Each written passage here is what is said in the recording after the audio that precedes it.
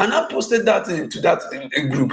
Do you know that the people, all the people that's in that group, they, if you see the kind of the kind of heavy attack this people gave me, the owner of that group now begin to talk. Said I do not know what I'm doing. If I do not know, if I cannot understand myself, I should pack my load and leave the group. And I asked this girl. I told that girl, do you see this? You see this particular word you throw to me? There is a day you regret for you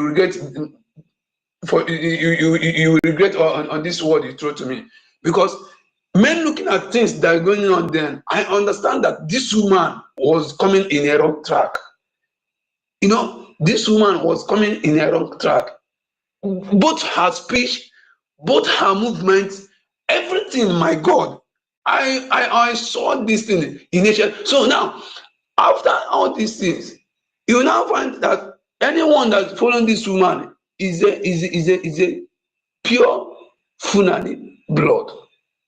Because in Enugu State, okay, look at, do we know that this woman, this NGOZI or Fulani, do we know that before she was a blood of a Fulani man? No, until things going in this way, we now found out the person that gave birth to the person that pregnant her mother was a Fulani man. If not this kind of a movement, we would not know that her father na Fulani, his father na Fulani. Now, come to think of it, all these people that are following this woman, so some of them may be, some of them may come from Enugu State. Some of them may come from Imo State. But if you look inside it, if you look deeply, you will understand that these people, their father is from this particular place. That reason why they has that mind. You understand? So, and another thing, why these people are not asking this, are not asking the deep, as they're supposed to be thinking deeply. Okay, you said that our prime minister said after the convention, all the government this thing should be dissolved. Okay, now, okay, come to our angel side. Did our prime minister talk when these people will be dissolved? Then why are you going to tamper with them? Why are you talking? You want to? Why she must is saying that she want to form another army? That is what our prime minister said. Our prime minister spoke English. Is it that these people don't understand English? Yes. After we started getting international recognition, especially from the United States of America. I understand. But what when the woman directs the something is what makes me to explain it in this way. Now, okay, even if our prime minister talk it in that way, but it's not what what our prime minister mean. Now, okay, apart from that side, why must he go into our angel side? Okay, the prime minister said that after everything, these people will be resolved and they will recruit another people. Then you see that this woman know exactly what she is doing. Just that our people, the few people she deceived did not even understand the movement. You understand? They did not even understand the movement. Thank God that we have people. You have the three wise men. Thank God we have the commanders we have is the people that come with their whole hearts. Assuming that these commanders, they are the same thing with this woman. So don't you know that this movement will be more worse than what we are talking now? So this particular woman, she really mean this business. She come to accomplish with all these Fulani people. She really mean it. But thank God that God did not allow her to complete the movement. our people, even the people that, even the remaining ones now, they should be very, very, very careful, because you see, these people, the innocent people that are not going know what this woman is doing, they will soon come after them. Just let us go somewhere and mark it. The master of this woman, they will soon go after the innocent people that don't know anything about the movement of that woman. Let them, whoever has ear now, hear that this woman is not the good, is not the original person. She is a Fulani precisely, Fulani blood. And you see this red mark, all the mago, we won't even forget it.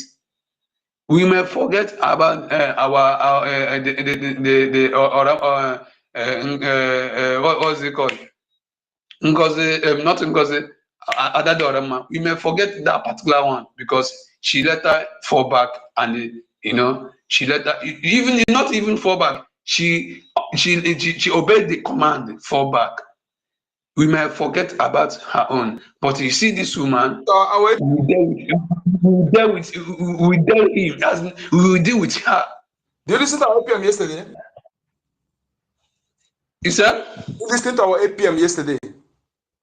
Yes, now I saw when he said that people who deceived, who planted evil in heart of our people, who protected their minds, our people that were together 6 months back, that they should come out to undo what they did, so that the land will forgive them. And that's why I stand on what he said, and that the Rama has been doing his own. So yes, exactly. Everything he's doing now, I've forgotten what I said about him to. I've forgotten everything. I've forgiven him because Chukwu can use him to review things. We know, but yes. we know deeper than the way she reviewed it. Carry on.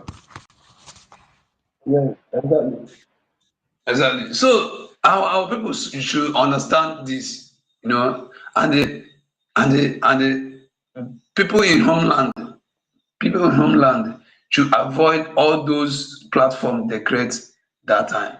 Those platforms they created that time, our people should avoid. Our people should supposed to begin to disguise themselves from that platform, because from there, even anyone that use his or her main number to that the platforms should go now and retrieve another one, and that doesn't dispose that one immediately, because they will use that particular number after them. This is the right thing now. They're supposed to do now. Let them begin to do this particular something now. Let them begin to do it. Let them go and dispose all the whole number they used to locate, as they used to communicate then. Let them go and dispose everything and have if somebody who, like the people that committed, that said they reviewed the accounts, she exposed the accounts. If you want to destroy both the SIM card, destroy both phone, because if you buy another SIM card that put inside the same phone, it's still you are still reachable. Okay, if it's a serious matter, the person will dispose both the phone and that SIM card. And if you want to remove that SIM card, if you want to off it, don't remove it in your vicinity, because when you use phone in the afternoon, the place the phone located at night is probably your area of domicile, where you sleep. So they should get this, understand this, not the area you will destroy this phone. You go far, because when you destroy it where that place you sleeping, the network will end track it. Thank you. Yeah, it's easy to track, and they know where the person is. You understand? But let them do the needful. Let our government educate them well how to defend or how to protect themselves in that aspect. That's my own idea, because these people, they mean what they are doing. This one is not a joking or a thing. They really mean what they are doing, and they must surely come after all these people. And if you are at home, those who are at home, We should pass this message to them. No recruitment. Anybody telling you to come and recruit for you to in a vigilante or whatever to fight Fulani, don't go. Only thing we demand from people now is do your own fight with money, with your gemma. We have men, we have standby men that are ready to do the needful. Let me tell you, as long as we give them logistic, in next 2 or 3 weeks, you will see complete water. What we need is a gemma, and I have given a gemma before. I'm giving another gemma here, and I send a gemma in this platform, making 20 gemma. Tomorrow I will send my receipt. So please let us continue to give our gemma. That is what we need now. Thank you. Exactly. That's what we need now. Mostly, that's what we need. Mostly. If not, take a step. Before somebody will talk, let that person just donate as money for that talk. That one follows also. That one follows. What we need now is donation. What we need now is money, funding, so that these people will be receiving that. Our PM used to. This is the language of our PM. Let them begin to receive that again. You know. So ndị Igbo sị onye ọ nwere ntị ya nụrụ ekwuchakwala m ọgwụla ka ọrọ m n'ọnụ ndewonu.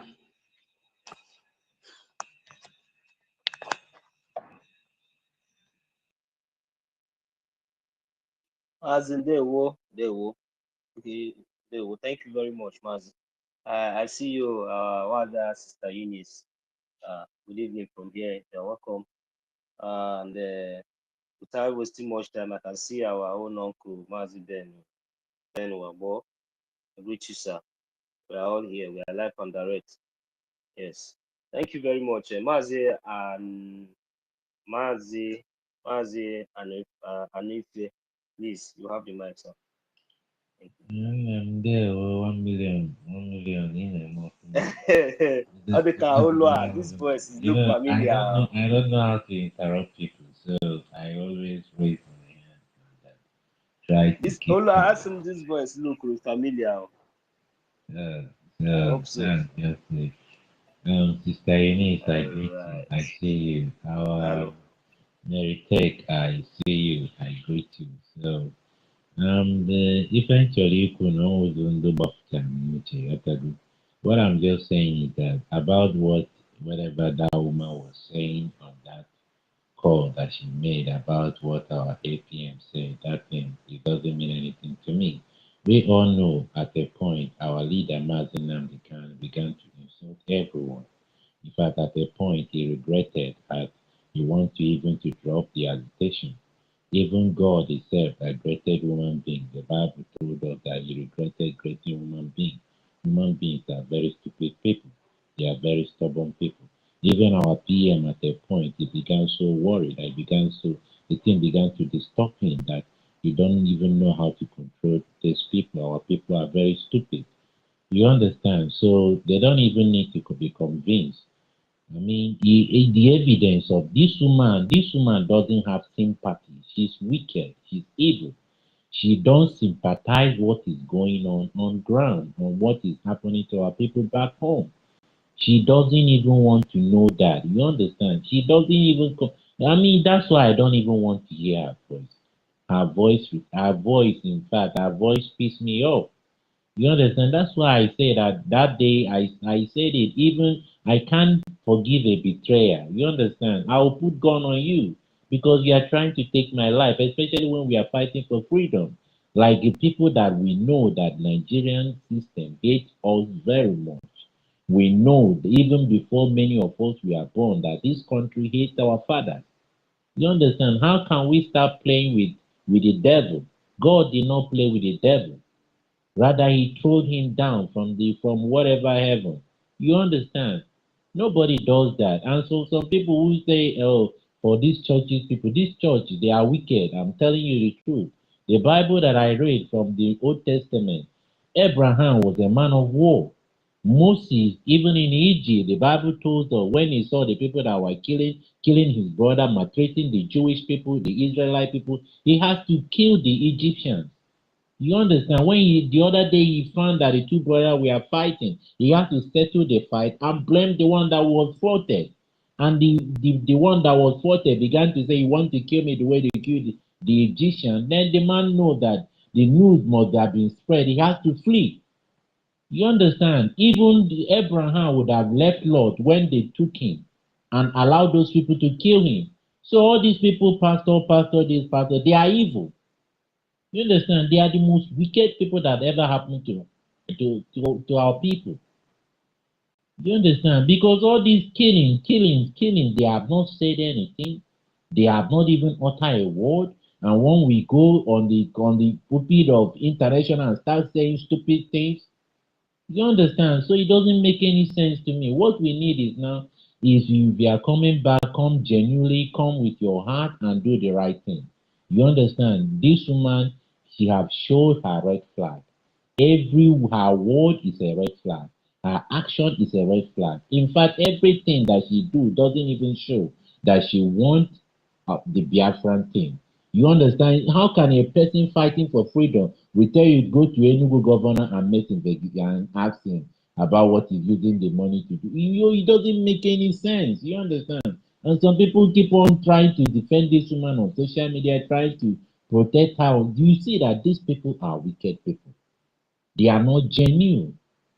You understand? He's being evil. And that's why our Elias was trying to explain on that short video that he did. It's all about evil rage and fear. Said it's ego, envy, jealous, pride. Why not me? Why not me? Why not me? Because it's not you, because it's somebody that you like is not there. You want to destroy everything. How can our three commander telling you that this woman is not giving them anything, and you still want us that on the space to start convincing you? We know that when these two commander made their face public, I'm talking about Commander Holy Ghost and the Commander Gentle the Yahoo. We all know what our PM said. Our PM said that any commander that wants to make his face known is free. He supported it. You understand? And that shows that our PM knows about them. And these people, when they speak that this woman is not giving them, made our Gentle the Yahoo to come on public this thing and start swearing. Then they go out because My brother, please. I understand you. We all feel that way. You feel that particular one, and that is what the person that do that one. If I forgive others, I will not forgive him. But let us not comment. Limit our comment on that area for now. Thank you so much. Go ahead. So that's just the thing, you understand? So the thing is no longer trying to convince anybody. If this freedom is not about Ogen Kere, this freedom is not about me, it's not about any person, it's about every one of us. And we know that these people are coming, and we know they hated us very much. If they can kill people in the north, imagine what is going to happen to us. So it's not about, hey, I'm trying to, because it's not this, it's not that. I'm not going to donate, I'm not going to do that. You are not even doing it for anybody. You are not going to see that land. You understand? That's what I told that lady that was having a conversation. Even a pastor that was engaging today, I told him pop and play that you people are wicked, that you people are making our people to die on daily basis because you are not preaching the true gospel to our people, telling them the right thing to do, telling them that don't be softening the minds of our people. It's not done. When war is coming, when people with the knife and dagger and everything to come and kill them, you are telling them to soften heart. It does done anywhere. You understand? Even the Bible said that the kingdom of God suffered violence. The violent take it by force. You have to fight and defend your land. You have to fight and defend yourself. You understand? Life is precious. The God that give us life know why he give us life. Why will somebody who don't even want to take his life will come and take another person's life? And this woman is telling we should not kill Fulani that have been killing us for many years. So I want just to thank everybody. And those people speaking Igbo. I have seen a woman, you understand, it's on a video, she speak Igbo, a Fulani woman. She speak Igbo. In fact, in Nnewi ka ọ na-asụ ya gbogbo. Ịghọtago? And ọ ga-ajụrụ okwu ebe o si ọsị n'onye Fulani ka ọ mana ọnọgbo Nnewi aka ịchọkwa ọka ọ sụọrụ ya ọka. This is speaking Igbo. Even our PM has explained that video that these people killed in the bush and trying to speak Igbo, and we are not even using that kind of dagger they are using. You understand? So this thing is enough, is enough. Let's come back and do the right thing. You see, what will make us to start, the world to start taking us serious when the homeland, when Portugal na adị na homeland, ọ na-adị otu kwesịrị, just like what the Amazonia is doing. You understand? That's where our freedom is going to come from. It's from the BLA, our freedom. That's why PM doesn't joke with them. Thank you very much. Thank you, my brother. Thank you so much. He said it very well. Thank you so much. You see, we are going to be telling our people this so that they will be very, very acquainted, because this particular Fulani bloods, people want to say Igbo Fulani. There's nothing like Igbo Fulani. That narrative, we shouldn't propagate it. And that the Rama uses it, and we're going to tell, we don't need it. There's nothing like Igbo Fulani. So that you'll be like Hausa Fulani, we don't need it. You know, when you go to the north, you see some Igbos that speaks Hausa fluently until they tell you, even with their dressing, until they tell you that they are Igbos, you will not ever even get that they are Igbo at all. Somebody tell you that these people are Igbo. So, and I remember in those days that I can do tell our people, remember during your primary school days, you might have seen somebody tell you, he's a fool, and maybe they say that a father they live in the north, say a father died, but his father or something, terrorist kid, the father they come. No, that is lies. You know, they may born the Fulani for example, in a one village in the Odimo state. They relocate in one village in Enugu. From there, we go primary and secondary school. I'm telling you, that accent will not be there. Just that there is a traditional way we used to understand who is a foreigner, no matter how they disguise. In my place, if you come, it's like you do everything. And there's something I will just ask you. One thing I'll ask you, I will know. So that one is not a. We have our traditional way of the DNA test. I have to trace three pattern, you know, and the other one again through the person hood. So that one, so if they like, they disguise. But what I want to tell our people is this. Because when you know your enemy, it will be easier for you than say you don't know your enemy and your enemy is among you. And perhaps some classified something that's not supposed to go to the ear of enemy, you'll be hearing it because you thought that you are with your own person. That is why we are going to be careful in this our liberation to observe red flag. When you see a red flag, as I'm speaking to you now, say Biafran, and you see a red flag in me tomorrow, don't ever hesitate to confide in others, you know, because to checkmate me. And again, henceforth, we are going to checkmating ourselves, especially those who are in positions in this our liberation, because so this thing that occur won't occur again. Okay, you know, there's listening to one of our brother broadcasts on YouTube.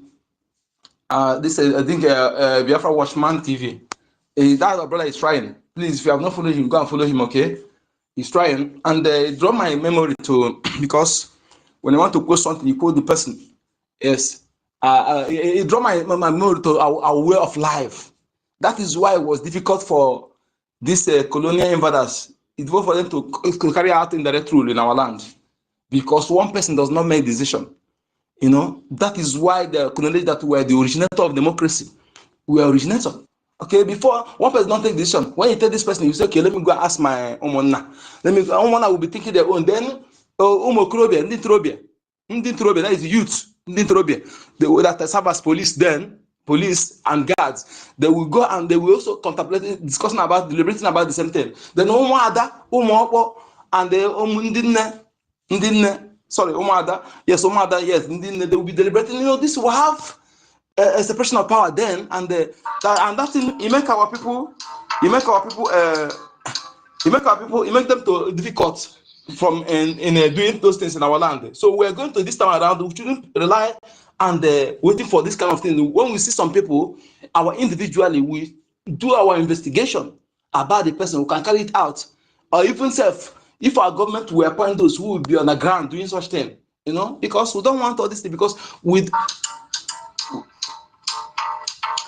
carry on, my brother. Please carry on. Go ahead, go ahead back. Carry on, my brother.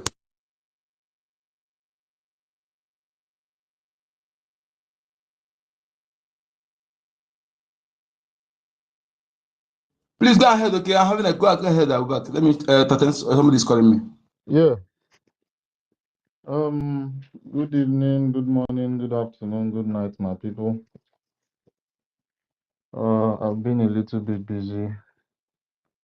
It's kind of midnight here, but I'm trying to fix something to put in my belly. I've been so busy.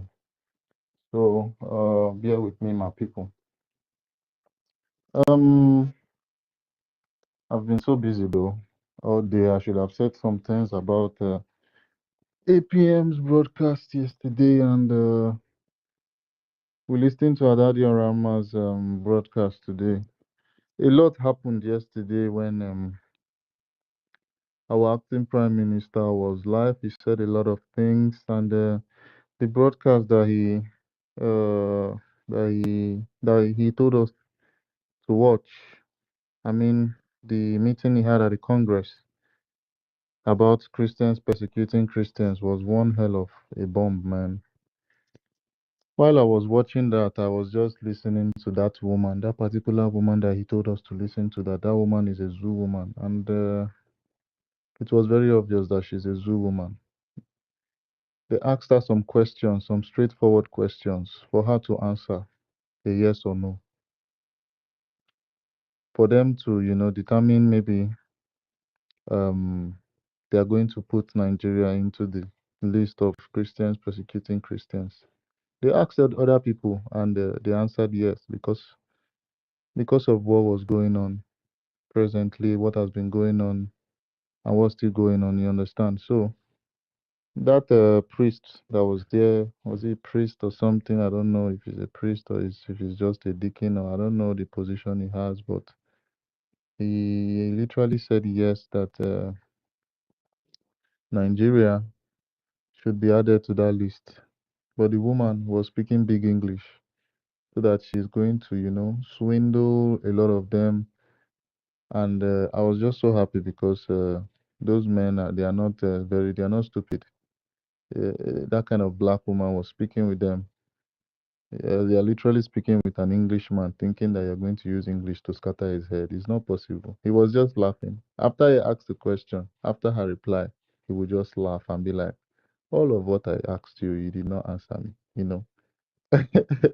It was really, really funny because where I was watching, and I was just like, this woman is just trying to, do the work that she was paid to do. Literally, I guess she was paid to sit down on that seat and speak those big English, so that Nigeria will not be uh, put on the list of Christians persecuting Muslims, countries that Muslims persecute Christians. You understand? So, um, no matter the big English he speaks, there's nothing that is going to change what the Fulanese are doing.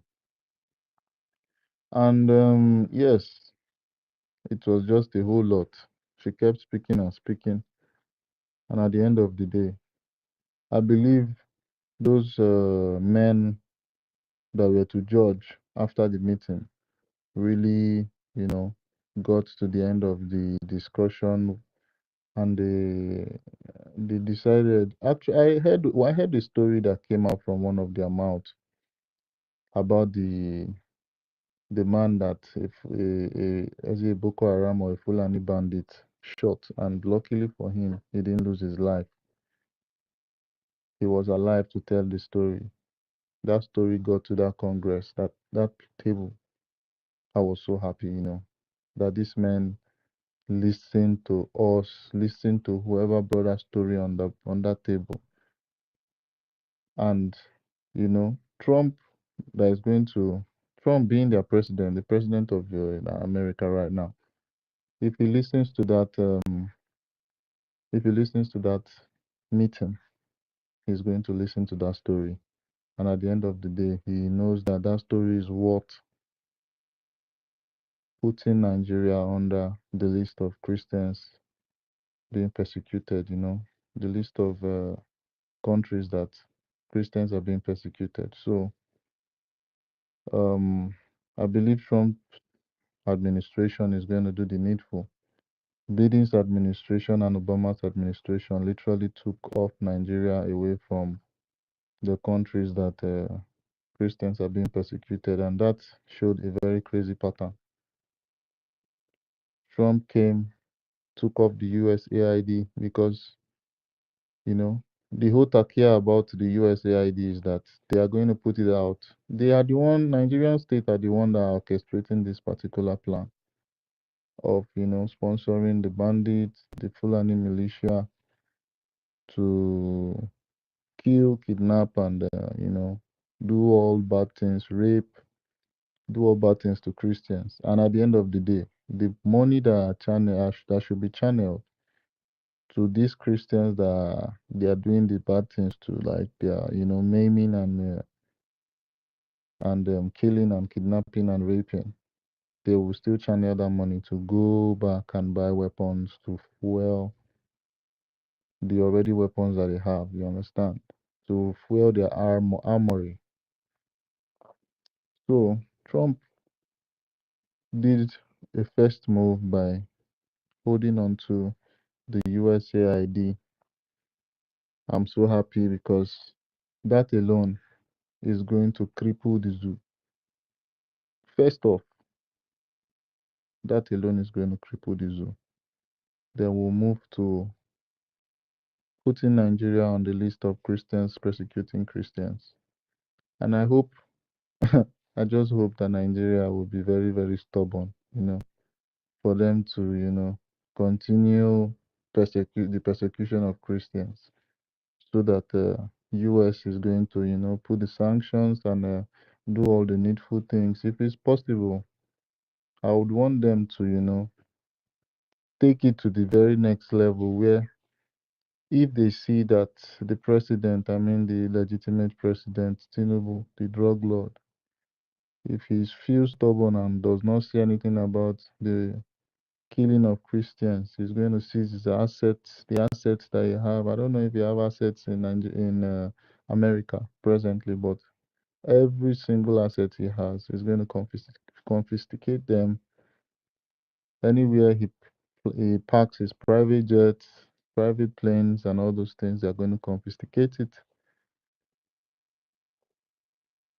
and they are still going to do some things as regards the country Nigeria.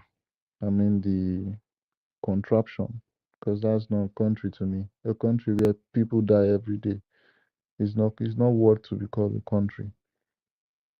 So my people, we all know about Nigeria. We all know how Nigeria kills people daily.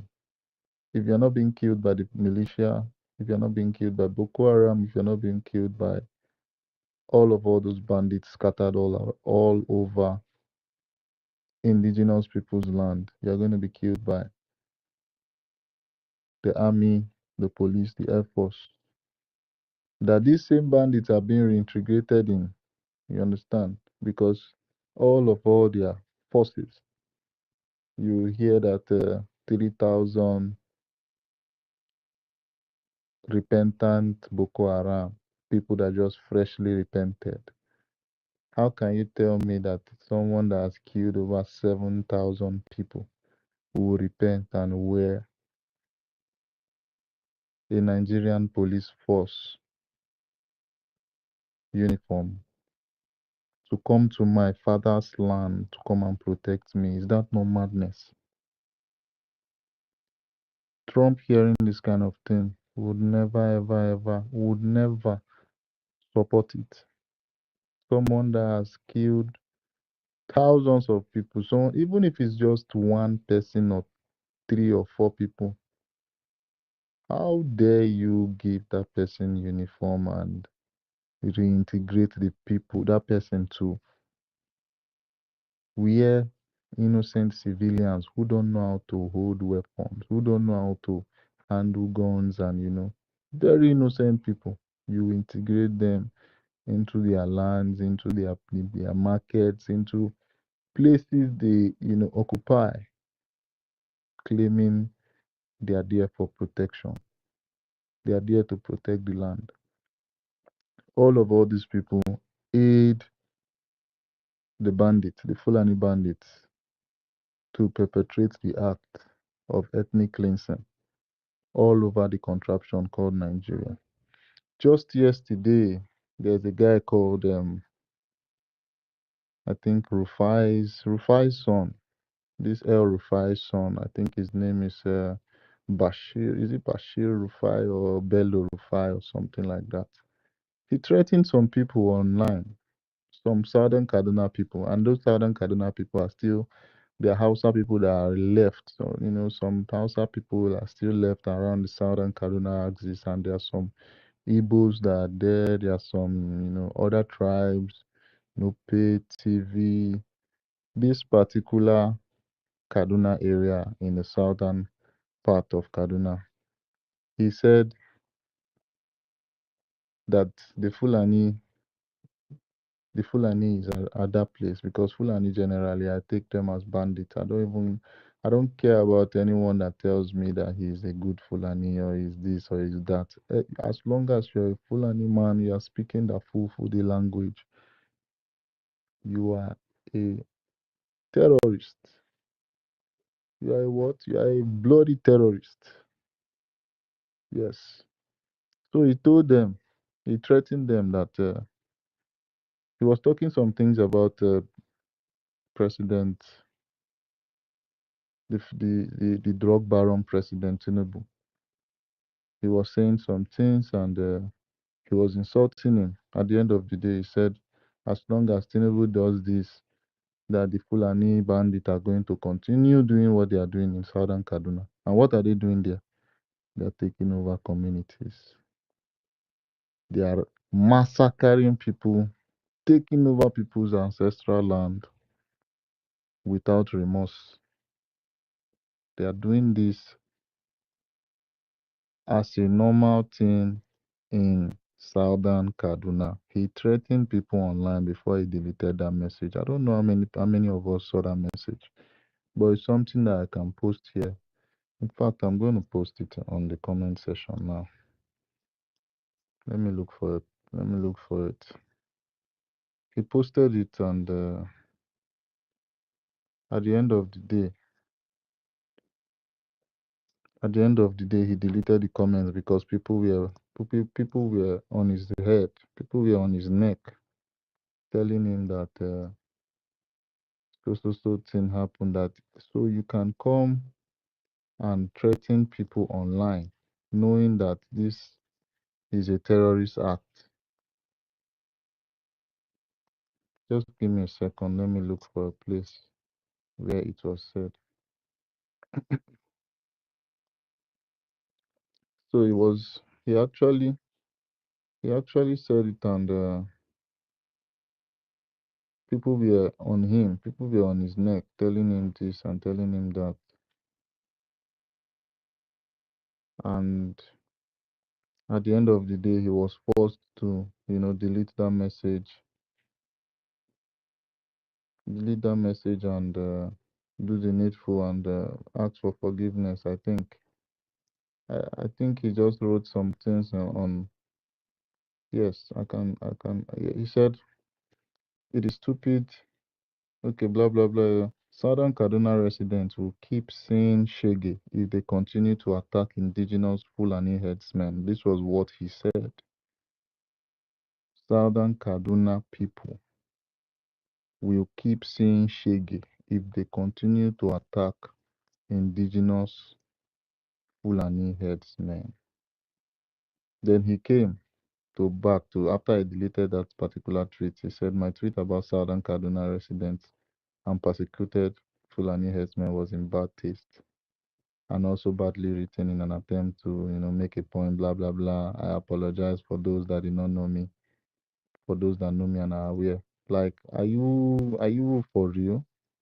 Are you for real?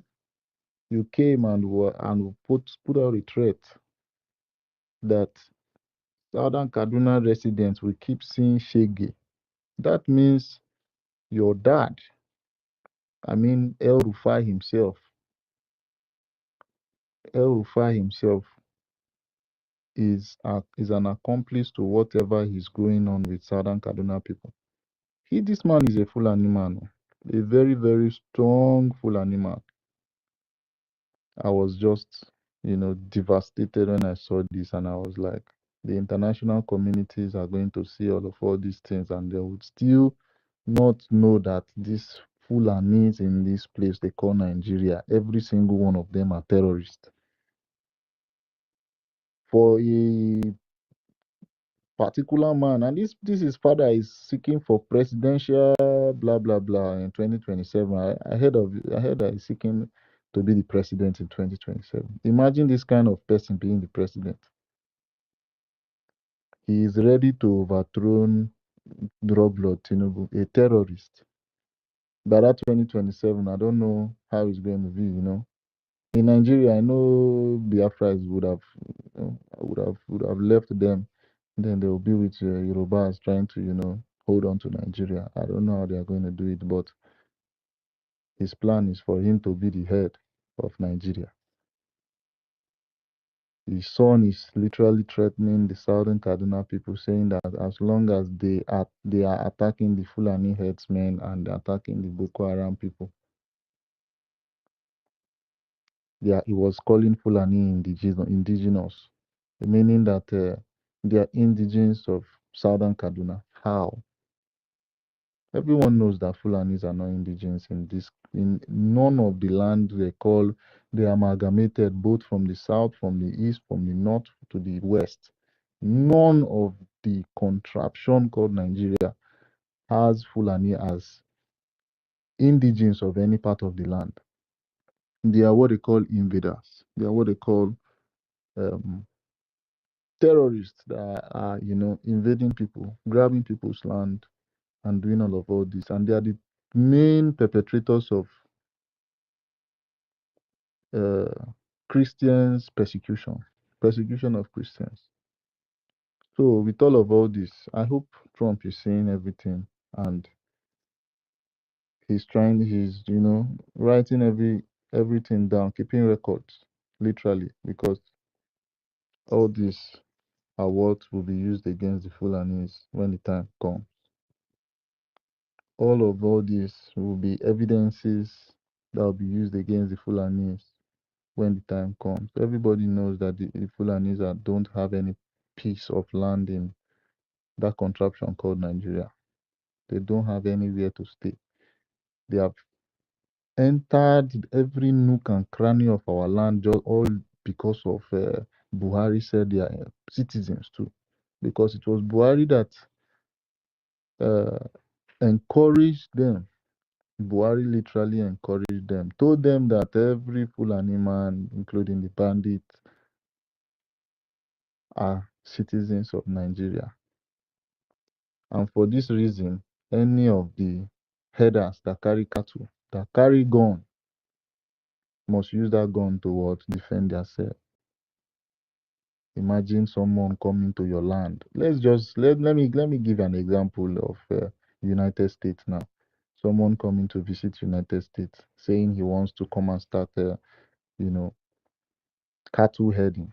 He wants to rear cattle in United States so that people living in the United States of America, both in Atlanta, Georgia, Seattle, Cliftonville, Illinois, everywhere around United States of America,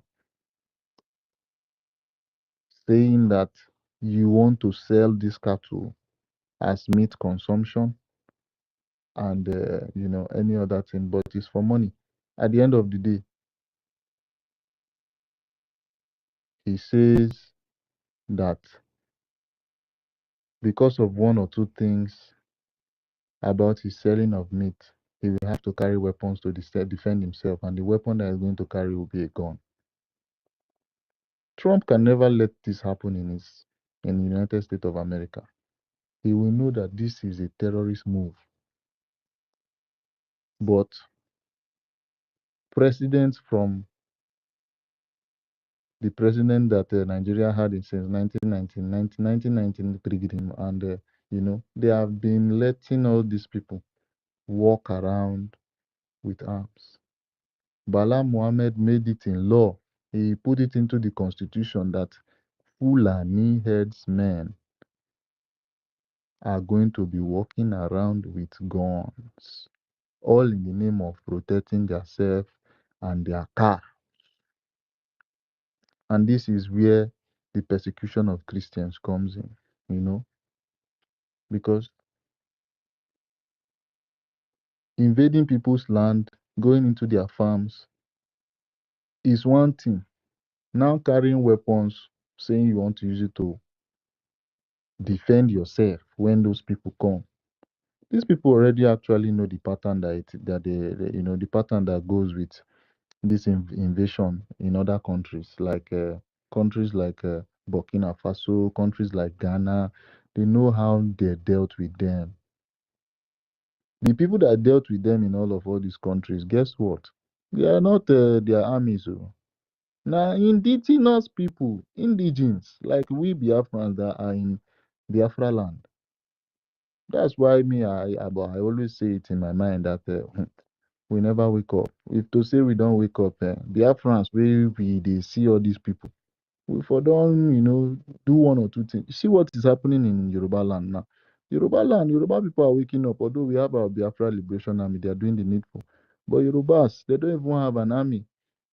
Within 4 days, they've shot Mieti Allah leader. Just within 4 days, they shot this Mieti Allah leader. I think 4 of them. For me personally, this is a serial attack on all these Mieti Allah farmers headers.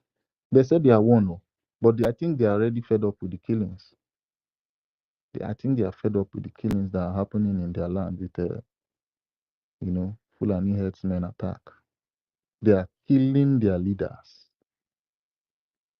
I commend them for that because that is what should be done. That is the needful. Fulani know they like people where they carry guns, say they want to kill them. You understand? If Fulani see person we go kill them, the kind race where go pick him, it go be like dog we hear banger sound. You understand? It go be like dog we hear bang. If you know when dog hear banger, it go way they run. Now so it be. So the Yorubas, I think in Kwara and in Ondo, it happened. They have killed about 3 to 4 Fulani Mieti Allah leader of their headers. What I want our people to do, especially those youth, those people that they call youth chairman of every community, all those people, they need to be very, very alert. They should be on high alert. I know they are working hand in hand with community. I mean, they are cooperating with our Biafra Liberation Army, but they need to do the needful, especially when all these people are invading our land, because now them they give Fulanis the key. Now them they give Fulanis the key to enter inside communities. There was a video I watched one day. It was sometime last year when our PM was still here at Obaru community. This particular Obaru community, if you see the amount of cows that are in our land, my God, cow with our land be like human being with the community. Cows in our land are as much as human beings that should be in Oh, I counted over 700 cows. How many Fulanis were controlling these cows? They no reach 10. They are not up to 10. We need all these people, both the Fulani herdsmen and the cow. We need them to cross that border. The border that they used to enter inside. They need to cross it, and if they like me, they go Lagos. If they like me, they go Kwara. If they like me, they come out for Biafra land. You understand? We can do this. We can do this. They've killed us enough. They have killed us enough. I encourage our Biafra Liberation Army because they are really doing the needful. God will bless them and God is going to strengthen them. Chukwokika Abiyama be with them because they are really doing the needful. There are a lot of people that have gone down that we are not even hearing about. You understand? That we are not hearing about. Although there are still places that they are massively attacking, like Ihamufu. We know about the sabotage that is always going in Ihamufu. They are the ones that are always complaining the most. So Biafrans in Hamofo, make una cooperate. Make una cooperate. You see all those intel that you are giving all this Nigerian government. Let it stop. It shouldn't be so. Because those are the things that will make our Biafra Liberation Army not listen to you, no, talk less of going near you at all for protecting the land and protecting your children and your mothers and your fathers. You all need to keep close communication with our Biafra Liberation Army. It is one of the most important things to do just to preserve your lives. Very, very important. You know. Mazi the number, I see your hand up. You want to say something? Yes, my comrade. Thank you so much. Thank you. You know, you see, every day, as long as we pay attention, whether the person who is outside this train that is heading to on the track destination to Biafra, United States of Biafra, this BRGIE train. BRGIE is like this train that is taking Biafra to the United States of Biafra, and also at the same time that is negotiating for recognition of United States of Biafra, and also liberating the United States of Biafra. That is why anybody who is sensible will not subscribe to anything called BRGIE now, United States of Biafra now, because it still has not yet official. Only BRGIE that will make it official. So that is why it's imperative for every true Biafran to come into that track of BRGIE that has no in between. Is one destination. So what you said just now, when you are saying as we're going on in this liberation, will be we remember certain things, And if our people some of our people that are suffering from this thing, those who don't pay attention, those who are being distracted by things that because there are some of them who are we prank with what is it called, skit with all this Kuban and all these criminals that sorry I use them criminal with that word criminal anyway, because I may not be, but anybody who is floating money in our land and they don't care about our people, they don't care about all the things they're committing in our lands, they are inconsequential to me anyway. So, but if you're the person, a true Biafran that pay attention, my brother, you know what is going on. Because when you sit back sometimes, you think, I know the system has made everybody's in a hurry. You think about what you eat, how to buy mansion, how to build mansion, how to buy car, all those things. Well, all those things are very, very minor to compare to what we are fighting for. If our people will cool down, understand what is freedom. Last time I said that why our people don't understand what they don't put more effort the way it's supposed to be, because we have not tested freedom. I can say from 1904 to date, see after the 1914, the amalgamation, we have not tested freedom. Those born that time now, we have not tested freedom at all. Are you telling me that somebody in America or in Europe can endure what we have enduring here for 1 year without taking drastic action? No, they can't. They can't. Our people don't know the sweetness of freedom, and they don't understand that what the importance of our ancestral land. Things that you have that you inherited that has no duplicate, that is not sold in the market, is priceless. They don't understand the importance. If they understand, they will know that our land can generate World Bank 100. But if we lost that our land, World Bank 100 cannot produce our land. Cannot produce our land. What you produce is duplicate. You can't produce that land where we connected, where that is our foundation, the place we have our progenitors.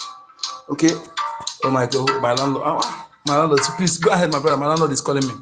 Go ahead, my brother. Yeah, thank you. Just like you're saying, they need to fall back. They need to fall back to the BRGIE without wasting time. Oh man, Okay, sorry, my I'm brother. just I'm so back. happy. Okay, just my landlord. I think, Okay. yeah.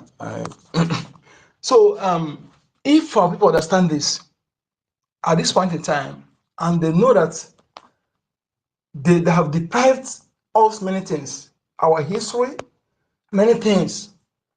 If not that Mazi Nnamdi Kanu came, and some of us who grew in the village, who are close to our daily people, the reason why I am somehow Igbo like this, which I love it so much, because I was the elderly people, they used to send me around so much, and all of them give me different names, you know.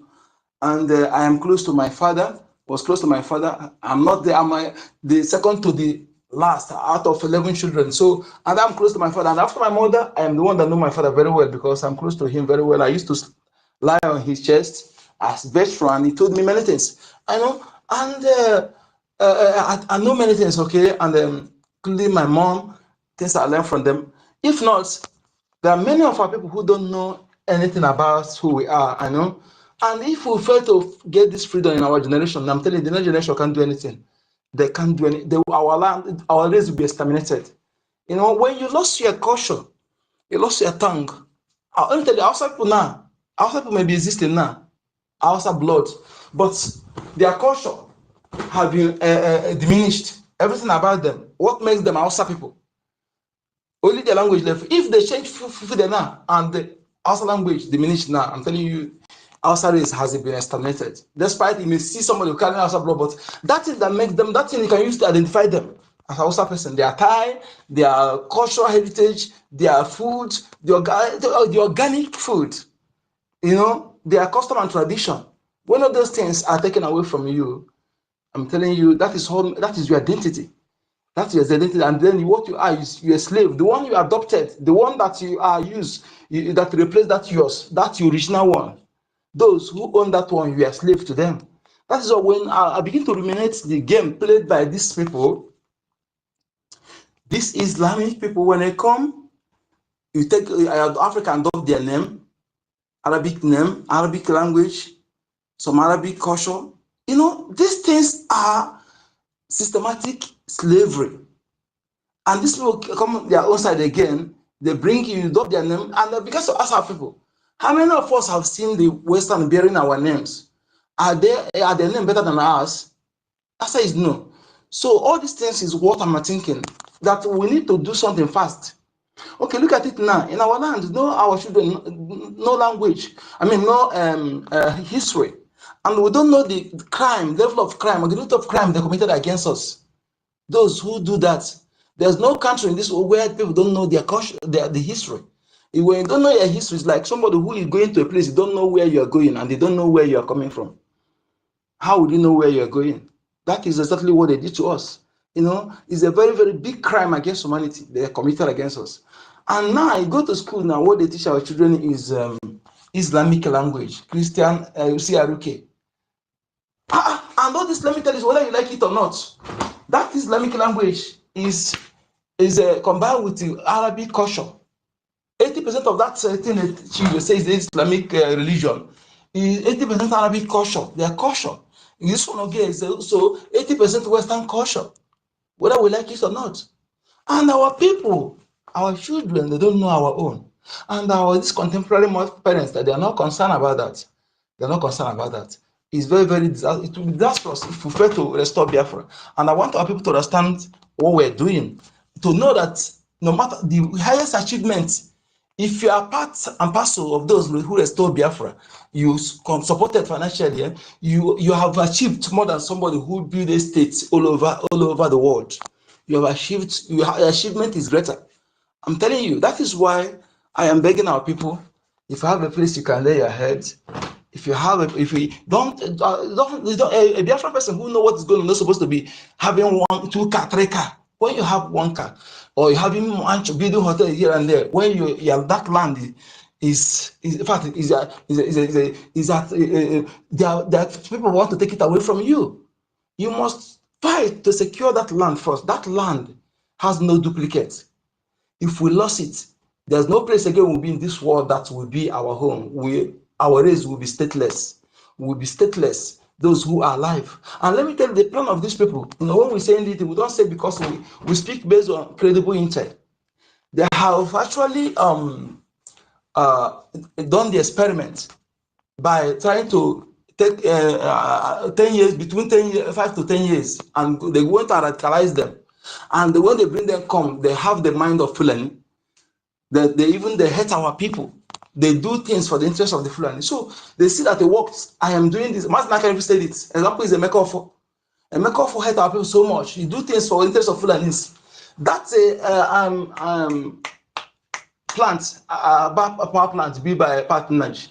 Emeka Ofo is the one who is preventing it for a long time, preventing it from being from working.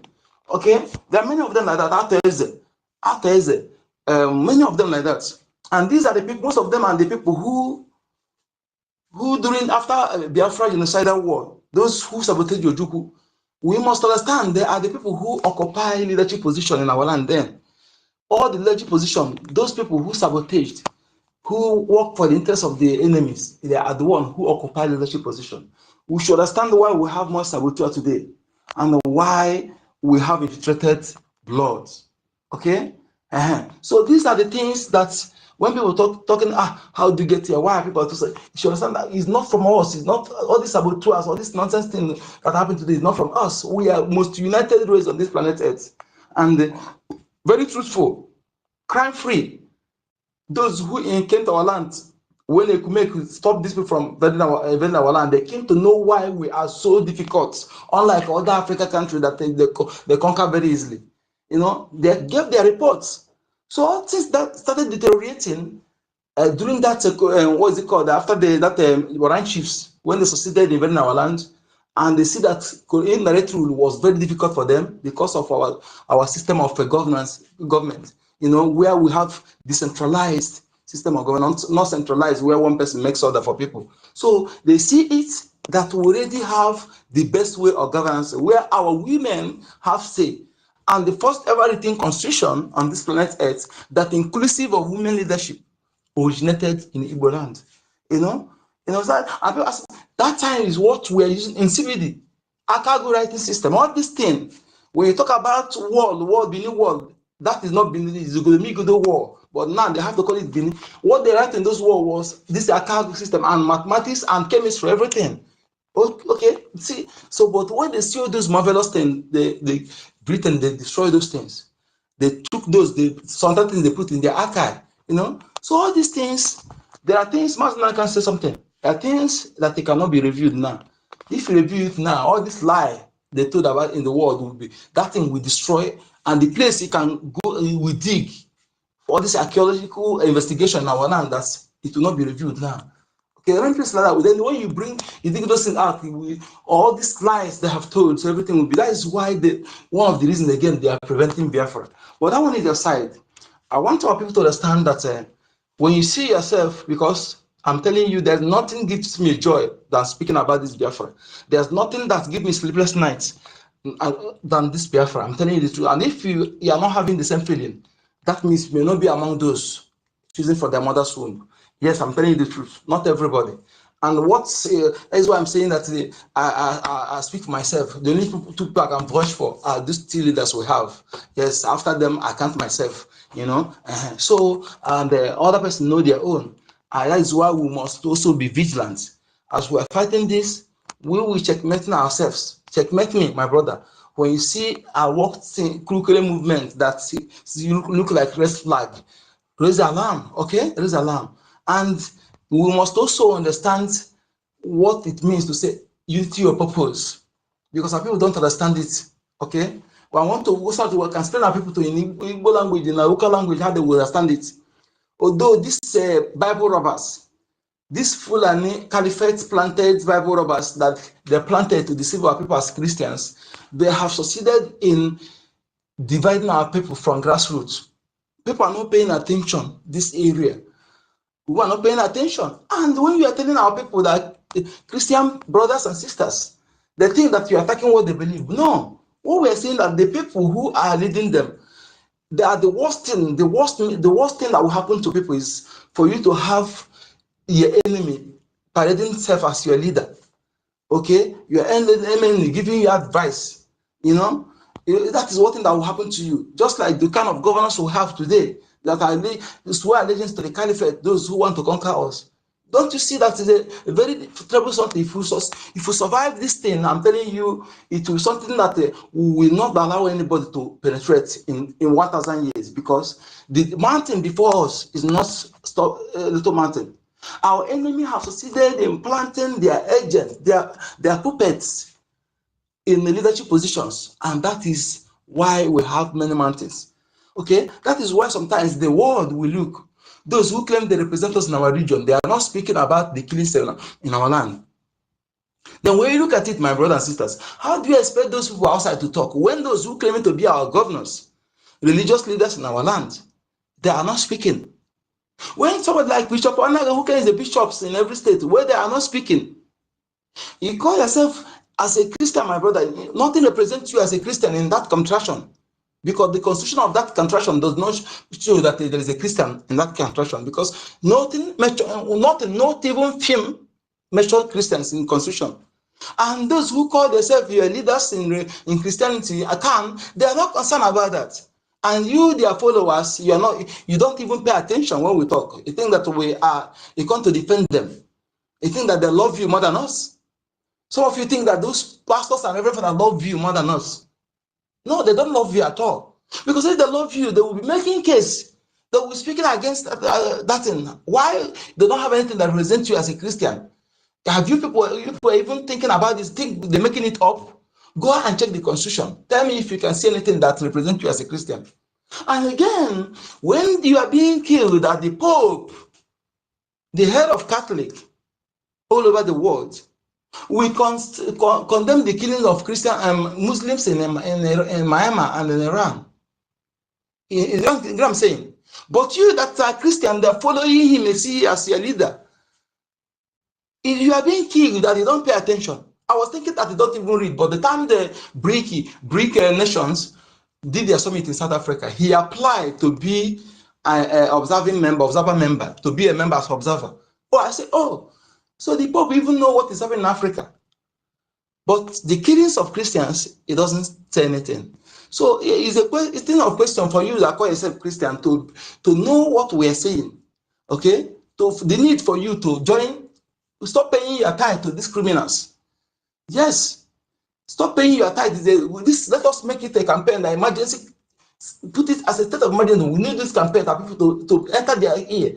Because when the people who are giving you a sticker to protect yourself, you are killed, they don't say anything.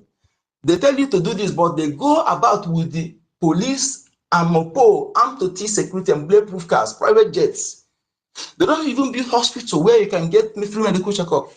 They don't even build factory, food production factory. Rather, they will build school that you cannot attend.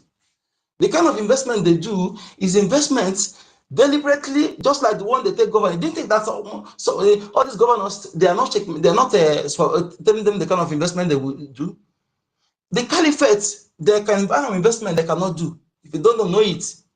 One of the European man, when they said that they are irresponsible why Africa don't have electricity, because they don't want us to industrialize, specifically in Nigeria. Okay, that is why we don't have stable electricity. I think that is only that they hear that because the Britain and they influence what they're doing. They don't want them to industrialize. And he said it. Even one of them said that we are not, they have committed elsewhere, that our own case is not their priority. All these things leaking, you don't analyze it.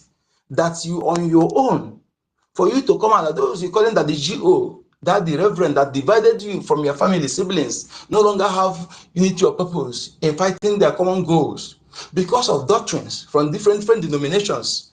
Just in my locality now, you can come and have all the denominations, like all, if the denomination of churches, if they attend, they're all in my locality. In my locality, and the different members, they have different opinions, different mindsets because of doctrine. And you're not concerned about that. And these denominations, they don't build factory to employ people, they don't build a hospital. Okay? They only come, they make money, take money from our old mothers. Name of bazaar, name of this thing, and they take the room, take to Vatican City and the Buckingham Palace. Because the king is the head of Anglican. He's the head of Anglican, he's the one that appoints bishops. Okay? and the Pope is head of Vatican. These people, are they concerned about you? Nothing. Yet our people, when you are telling them to rise up, stop supporting your enemy, stop defending your enemy, those who hide under that long groups, pretend working for the caliphate. If you think we're joking, those on tops, all of them are working for the caliphate. That is why they will see that the Buhari died, they cannot speak. Are you afraid that they call themselves men of God to speak the truth?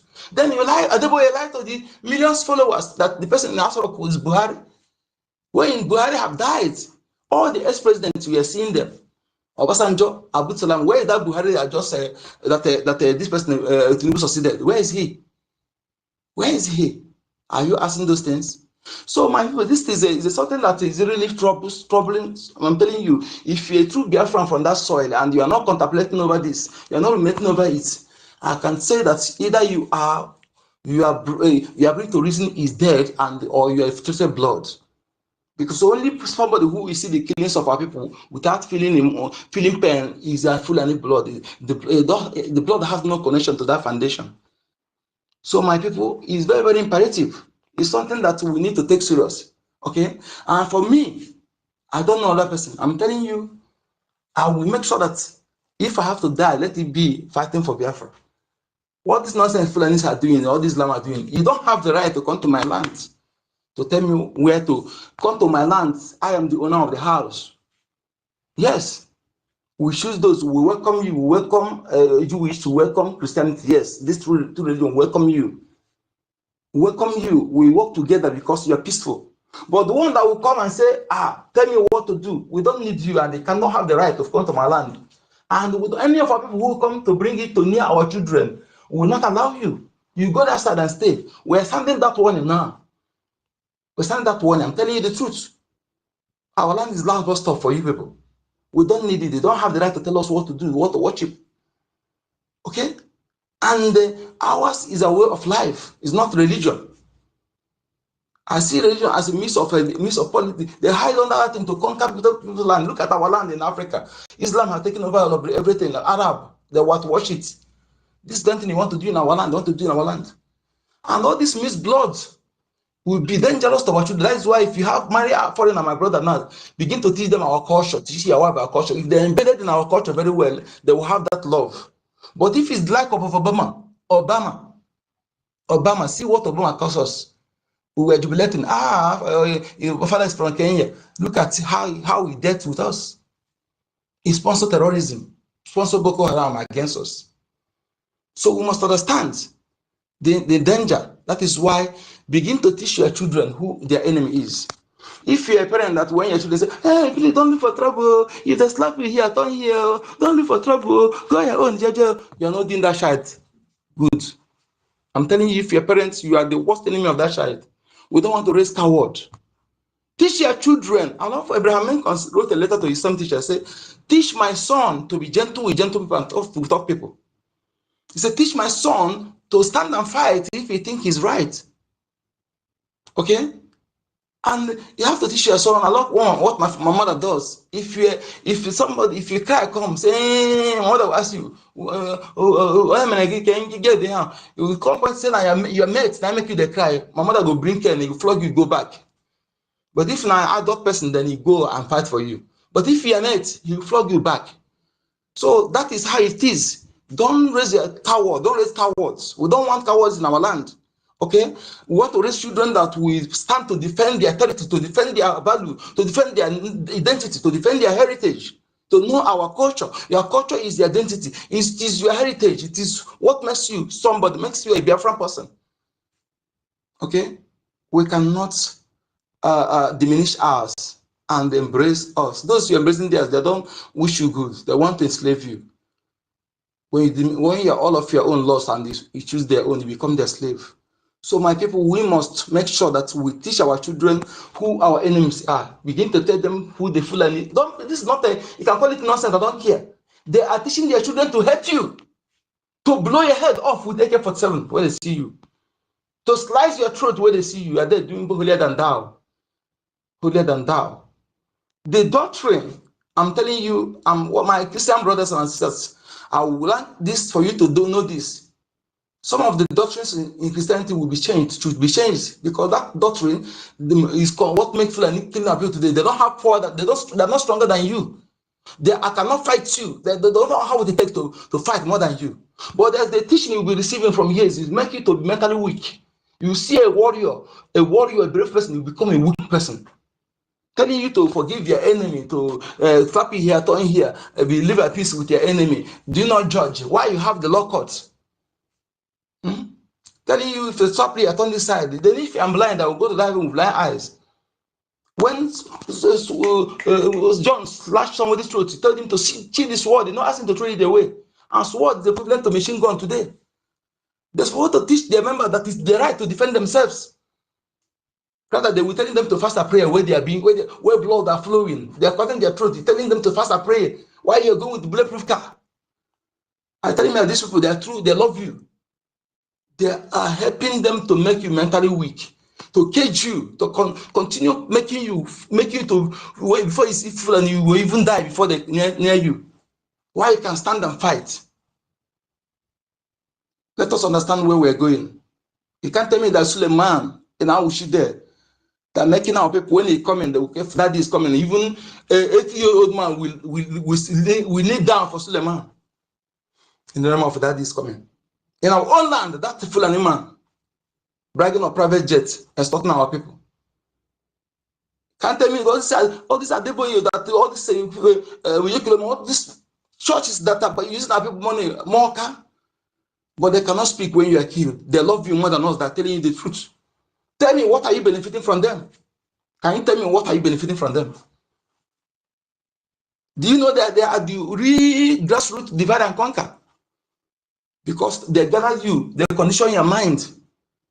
Even your fellow Christian self, you don't like it because watchman and choosing member, they don't go, they can't pass the same road, they hate themselves. Is that not divide and conquer? No unity of purpose. Do you know the danger that those things post? Is it the way they're doing it in the other countries in Europe? You must understand that what is happening in Nigeria is not the same. They work hand in hand with the caliphates to make sure that they destroy our people. I want my Christian brothers and sisters to understand where we're going.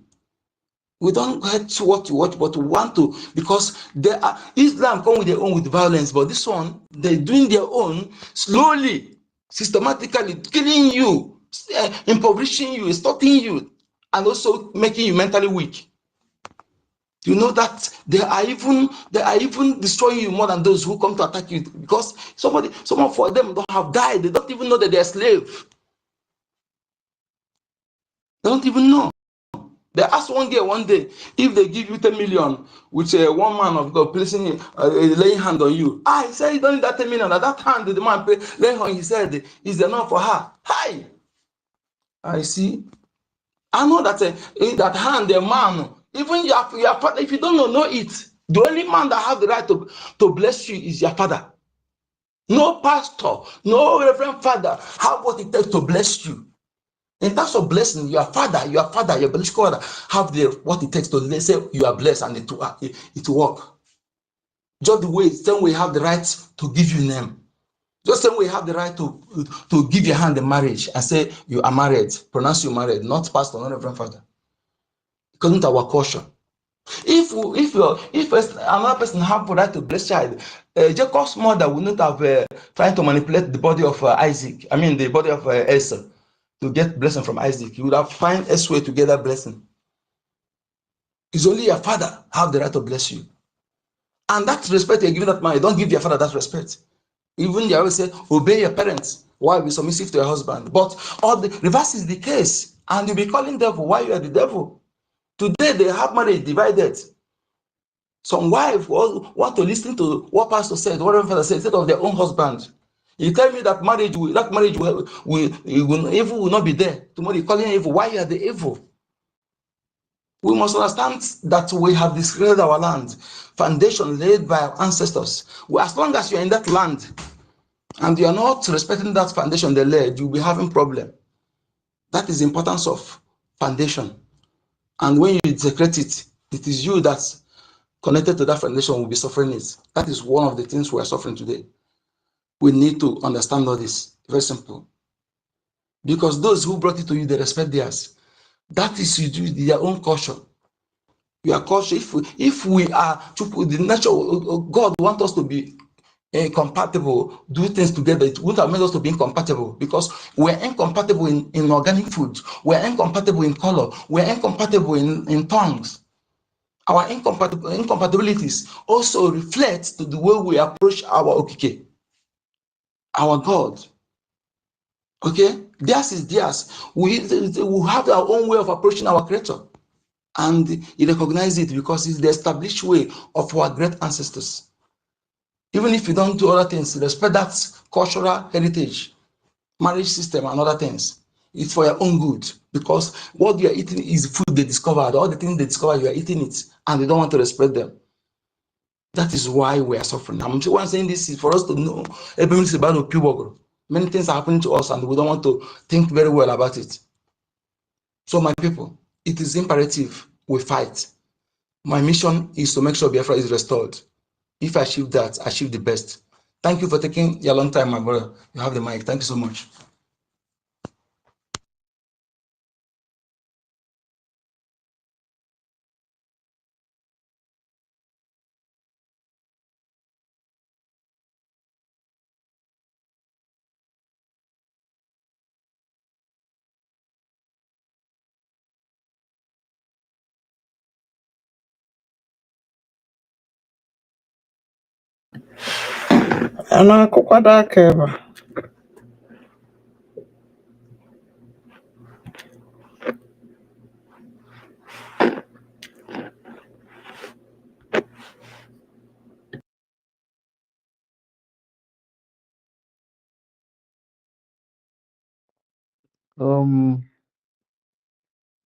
Mazin also is not there. I think Mazin number is done talking. I'm going to be sending the mic to people on the listener. If you want to say something, you can join us up here. It's midnight on my end. It's literally 3 a.m. here. And, you know, man, man, body no be firewood. I don't know if you dey hear me. But you know, be firewood, oh God. So yeah, I don't know. We've been talking about a lot of things. I heard what Mazio Kudinamba said. He said a lot of important things. Thank you so much for your submission, and I hope our people listen because our cultural identity was taken away from us. The way we do our things in our land, with the infiltration of the British and also the Fulanis, they have tried to change everything, but we always tell them it's very, very impossible. So, and we are doing everything to, repair what we lost. Literally, we are doing everything in our possible best to repair what we lost, and hopefully, within a very short amount of years, we're going to get our lost dignity back. We're going to get everything that we lost back, including the artifacts that were stolen from our land. So, Biafrans, I guess you got one or two teachings from what Smazi Kodinamba said. He touched a lot of areas.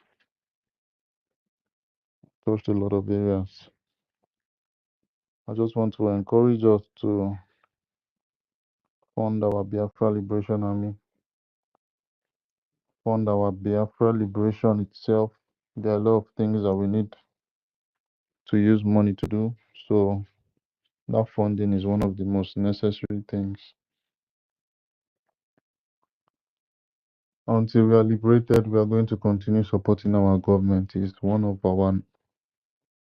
the tasks that we need to do. You understand? I wish our Ohamadike was here to just give us a little bit of a little bit of words of advice. because I think many people listen to him the most. So, you know, the way he speaks like a god himself. So, if he was here, I don't know, he would have, you know, used his thunderous voice to say one or two things that would make us fund our liberation. He was the one that told us to say, no, he was the one that told us that if each Biafran all around the world, especially in the United States, if they can donate just $1, one ejema to our freedom, we are going to go very, very far.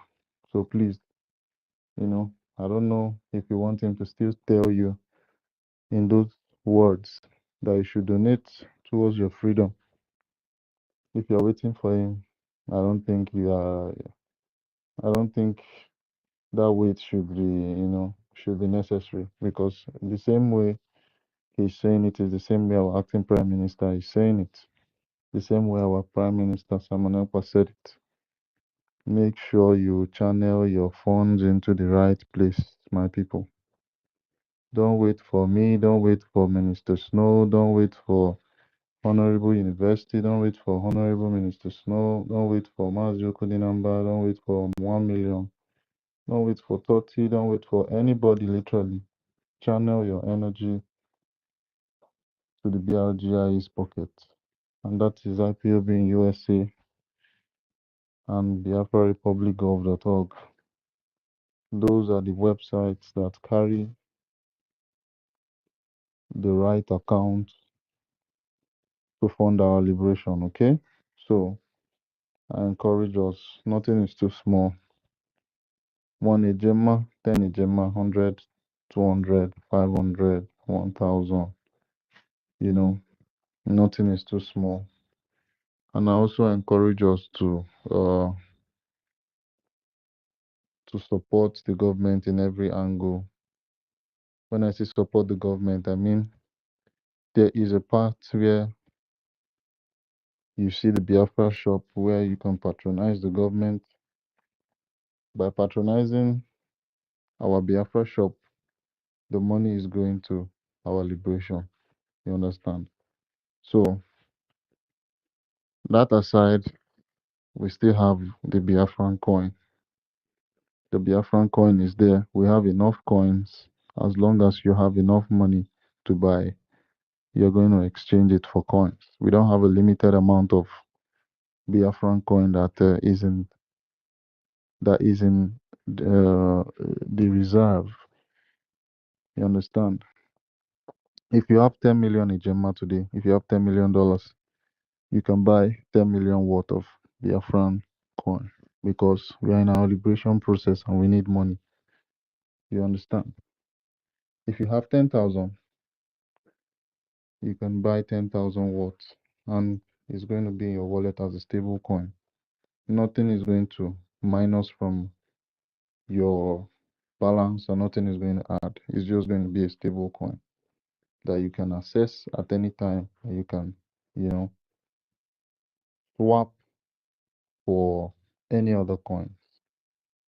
If you don't know how to go about doing it, you can actually text me directly. We have our Biafran coin administrator, the person that is in charge, and that's General Honorable Azubike. You can always reach out to him. He is the chairman guiding the everything as regards the Biafran coin. Okay, so please do the needful, support our liberation. Don't just sit on the fence and do nothing. Don't just be there saying that I'm just there, I'm just here. Okay, you must put your hand on deck. You must put your hand on deck. I'm going to be sending the mic to people, so you join me up here. There are a lot of things to say. Adeodio Rama is really doing well. I saw her on program today, also with our lovely mother and grandmother, Madam Adan Onu. And some Biafrans actually graced their presence and they had to speak. Radio Rama was very happy seeing the amount of viewers that was on our program today. Although there were some little efulefus that came and was saying bullshit about, about the Bao group. I can't believe that some people are still very foolish and following Madam Bao. It's so sad that people are fighting to bring down our government, but it's not. They are not all the fights to bring down our government is not working. We all know that it's not working at all. Everything is going to be futile. When I say futile, I mean everything is going to go down to ashes. Just the way I see the future of Madam Bao. I see her being reduced as, a piece of shit. At the end of the day, Madam Bao would wish she never ever even brought her face to this struggle because she would be as useless. She would be as useless as the waste product that come out of a man. Even the waste product that come out of a human being is not useless because when you put it on the soil, it makes the soil rich. She's going to be too useless. Okay? So, I encourage everybody. You guys have been doing a very tremendous job. I see all of our online police, our Biafran police online, doing the needful. And I hope that your strength don't go down at all. You keep up the good work, and Chukokike is going to continue to bless you. You see. I don't know. My man also, are you there? Can we listen to Mazin kind of broadcast? Is that possible? Yeah, it's possible. It's possible. I would love it. I can buy data. Borrow money from people this night to buy data because we are going to preach as we have been mandated by heaven to do. Is it coming out? There's nothing anybody can do to stop us. Is it coming out? All platforms are go. Yeah, it is. Okay. I don't even know how I'm going to preach this gospel tonight because it is too deep, way too deep, I assure you. Let us begin with a very simple prayer.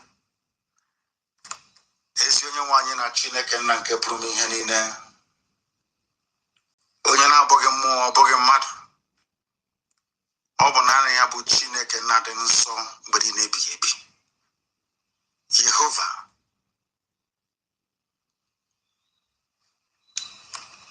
Elohim, Adonai, El Shaddai. Oboso dianga kangesiwe jare manna kimeligwe. Oso dianga kangesiwe bokwa hansori. Nimbe mone esioku. Kameso ama iwe baso moge nanke brede ngosi. Kize iwe potana nanso ibo Biafra nanna kimeligwe. Oboso dianga kangesiwe fegi. Ni no bana ngi buchineke. Ina mano taho. Ini keleke na kwisi ala nyegi. Mo na madu na sopro. Lena papando ni igwe. We are doing so this evening, and we are reinforcing what is now in vogue. I want to prove to the whole world, in the zoo and beyond, that Radio Biafra is compulsive listening, that Radio Biafra sets the political agenda in the zoological republic, damnable by every stretch of the imagination. I was wondering, or should I say pondering yesterday, the mind and the heart, the thinking faculty, the reasonability of the brain of a black monkey from Africa. It then dawned on me, rather miraculously, I hasten to add, that our people cannot reason. Somebody came from somewhere and created what amounted to a monstrosity and named it Niger area. And you accepted it exist because you are inferior. Black people from Africa have consistently demonstrated that they are infinitely inferior to their Caucasian European counterparts. Because Europeans came and defined your boundaries for you. Europeans came and told you who your relatives are, who you should be in the same country with, who you should inhabit the same geopolitical space with. You cannot do the same thing in a white man's land, but they can come to your place and create artificial countries with artificial boundaries and artificial flags. My question was therefore very simple. Are you telling me that your grandfathers or some of you, your great-grandfather, even for some of us, our fathers who are older than the zoo called Nigeria, that they never had a country? They never existed until the white man came. Because if you accept the notion of one Nigeria, it means that you have abandoned your history, you have jettisoned who you are. My question will always remain, what was your name before the name Nigeria came into existence? What was the name? What was your Before name? the zoological republic came into existence? That is who you are. The sooner you go back to it, the better for everybody. The sooner you return to your original position, the better it is for your psyche, for your prestige, and for common sense you inhabit or you should inculcate within your skull and your brain. These are the things we teach here, and we must continue to teach it. This is Radio Biafra, live and direct, and Chukukika Abdiama is of course presiding. I will bring our news headlines to you. And it is quite shocking what is happening in this zoo. A man is in court because Buhari said he wanted change, and change you're getting. It means that when they look at Buhari, people are listening to us thinking it is legal for a man to go and rape an 11-year-old little girl. Somebody has done it because they listen to Radio Biafra, they think it is the right thing that Buhari did. So they can go and do the same thing, but it is not. It's a crime against humanity, punishable by death, if you ask me. I'm telling you the truth. Punishable by death. This was exactly the same thing that was recorded today as a very old man, a great-great-grandfather, is in court over alleged rape of an 11-year-old girl. Do you know what his defense is? After all, Buhari did the same thing today. He's the president. So maybe if I rape an 11-year-old girl, I will also become a president. Unbelievable. Unbelievable. The name of them, of course, it's only Yoruba that can do this, and Hausa Fulani, Islam. Adebo Wale Dawuda, Islamic, of course. Rapists, they are. They file an 11-year-old girl and is in court. His defense is that if Buhari can do it, why should I not be allowed to do the same thing? People are indeed insane. Indeed insane. Reported by Punch newspaper, not made up. Let me tell you. We must continue. Economic growth not translating to improved well-being according to the pedophile terrorist, the Dulad of Daura, that only black people who are retarded mentally can see anything good in him. I understand that the very weak, cowardly Yoruba man called Wole Soyinka is now singing the praises of Buhari. I want to prove to you that Wole Soyinka has always been inconsistent. Inconsistency is never reliable. Of course, it's Yoruba. What do you expect? As soon as Buhari came in, he's now saying Buhari is a repented man, is a changed man. What has this repented man said or done? He is telling us that economic growth not translating to improved well-being. If you are reading this garbage from outside this zoological republic, you would think that the zoo that the British created called Nigeria, inhabited by monkeys and baboons, that somehow they have an economy. No, they don't. They have what is called a rentier economy. There is a difference between an economy and rentier economy. Rentier economy is where you say it's like a banana republic, but only this time around with crude oil. you sell only one produce. And from there, you get all, you purchase everything else you're looking for, including toothpick from abroad, which is also important. Economic growth, they are saying. My question to Buhari is that you are sounding like NGOZI Okonjo-Iweala. Which economic growth, which sector is growing? Oh, I'm sorry, maybe the fraud sector or the election tribunal sector. As I said this evening, you will now see that Radio Biafra is where they all get their news from. We tell them what to do and they do it. This evening, I will prove it to you as we go along. Buhari is talking about economic growth, not translating to improved well-being. What this liar is saying, an Islamic liar for that matter, is that somehow you can convince idiots that the zoo called Nigeria has an economy that is growing. My question is, can you please give us an economic breakdown of you? Just give me a GDP. Tell us which sector is growing. Nobody's buying the greatest earner you have is crude oil. Nobody is buying crude oil. You are no longer allowed to export foodstuffs to Europe. For people in the diaspora that may want to buy a goosey or yam, Ghana has overtaken you on that. You don't export palm oil. Malaysia is on top. So what do you, I forgot, fraud and stealing, corruption and looting. Maybe that was what he meant. That the looting, the corruption in the zoo being perpetrated by themselves has not translated to economic well-being for the rest of the people. How can it be? You are stealing all the money. How can it therefore transform into economic well-being? It is not possible. Never, ever possible, I tell you. Economic growth not translating to improved well-being, according to the Dulad of Dawa, according to the Dulad himself. We must continue. Liars and cheats, as if Nigeria has an economy. There is no economy in the zoo. They make nothing. They steal and they export all the money to foreign bank accounts. That is how useless they are.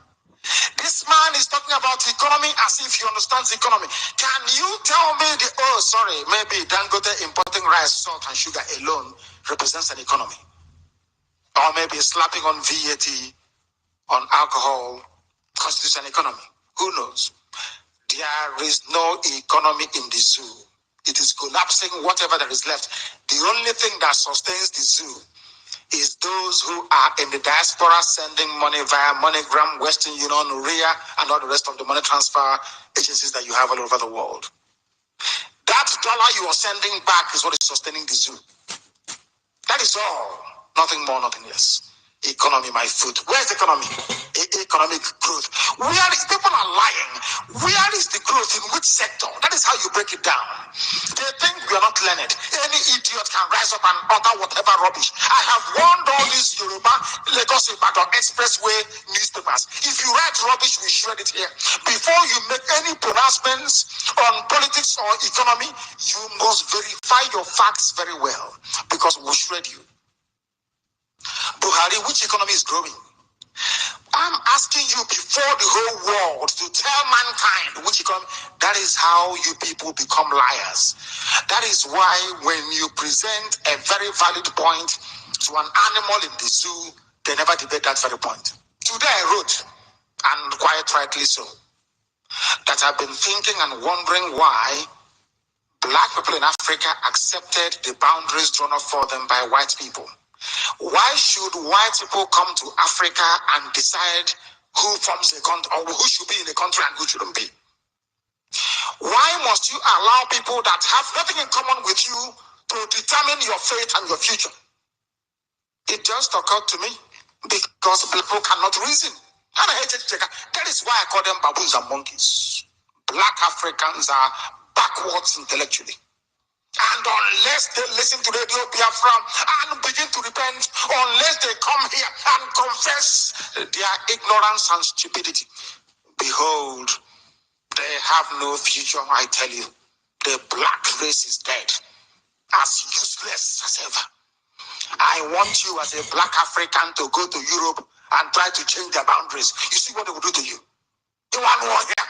But you allow the white man to come and define your geopolitical space because you're daft. When our people read it, they couldn't debate the points being made. Hey, your mama, your papa, is you. You are traveling with Nigerian party. No, look at the monkeys in Africa that you want me to be in some country with. That is why they don't know the meaning of the word legislation. They don't know what lawmaking is all about through democratic process. But here we educate them. Here we teach them. South Africa is now making a mockery of the zoo called Nigeria. Do you know why? I told you that by the time by the time we are finished with Nigeria, oh dear me, did I not tell you before a few weeks ago that they will be worth nothing before the world? People will look at them with derision. When you look at somebody and they say, are you a Nigerian? The person will tell you, no, I'm not. They will have no face to come out in the public and say, I am a Nigerian. And it's beginning to happen. That is what you have done, IPOB, Radio Biafra. You've done something that was impossible for anybody. Nobody can. You can't do it. Nobody can. This particular thing we are doing unless heaven. You cannot.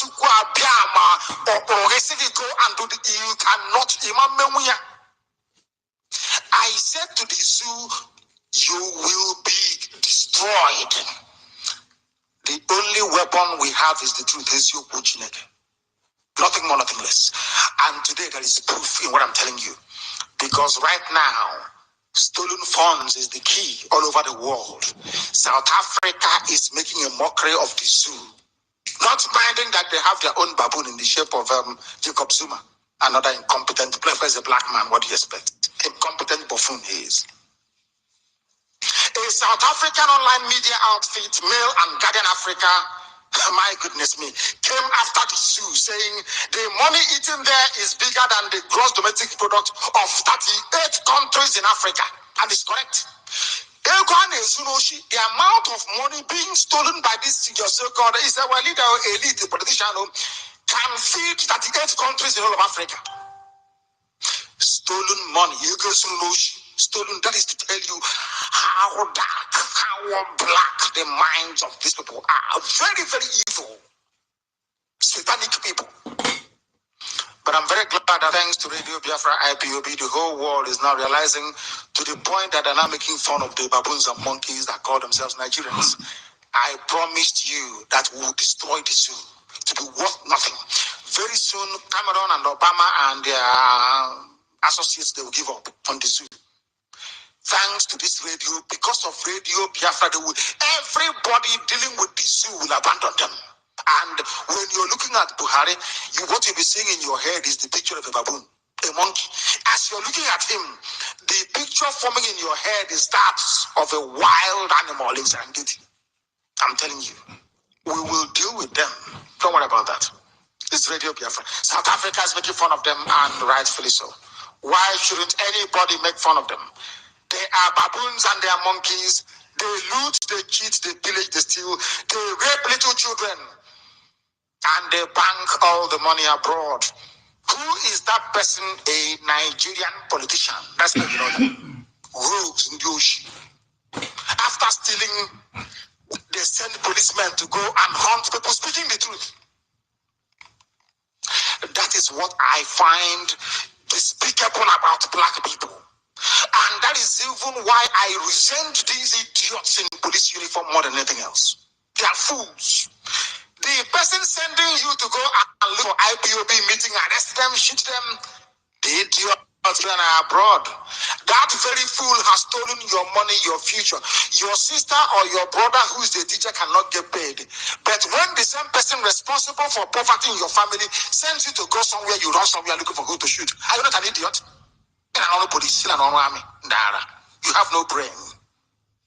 The person sending you to go and look for IPOB, look for those doing Biafra, see if you can poison them. If you cannot poison them, you shoot them.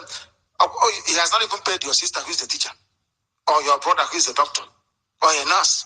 They have not been paid. The road on your street is not built. But the money to build the road on your street is in Swiss bank account somewhere, in the name of Muhammadu Buhari. But I don't blame you. Do you know why I don't blame you as a black man or black woman in police or army? It's because you are an animal. You cannot reason.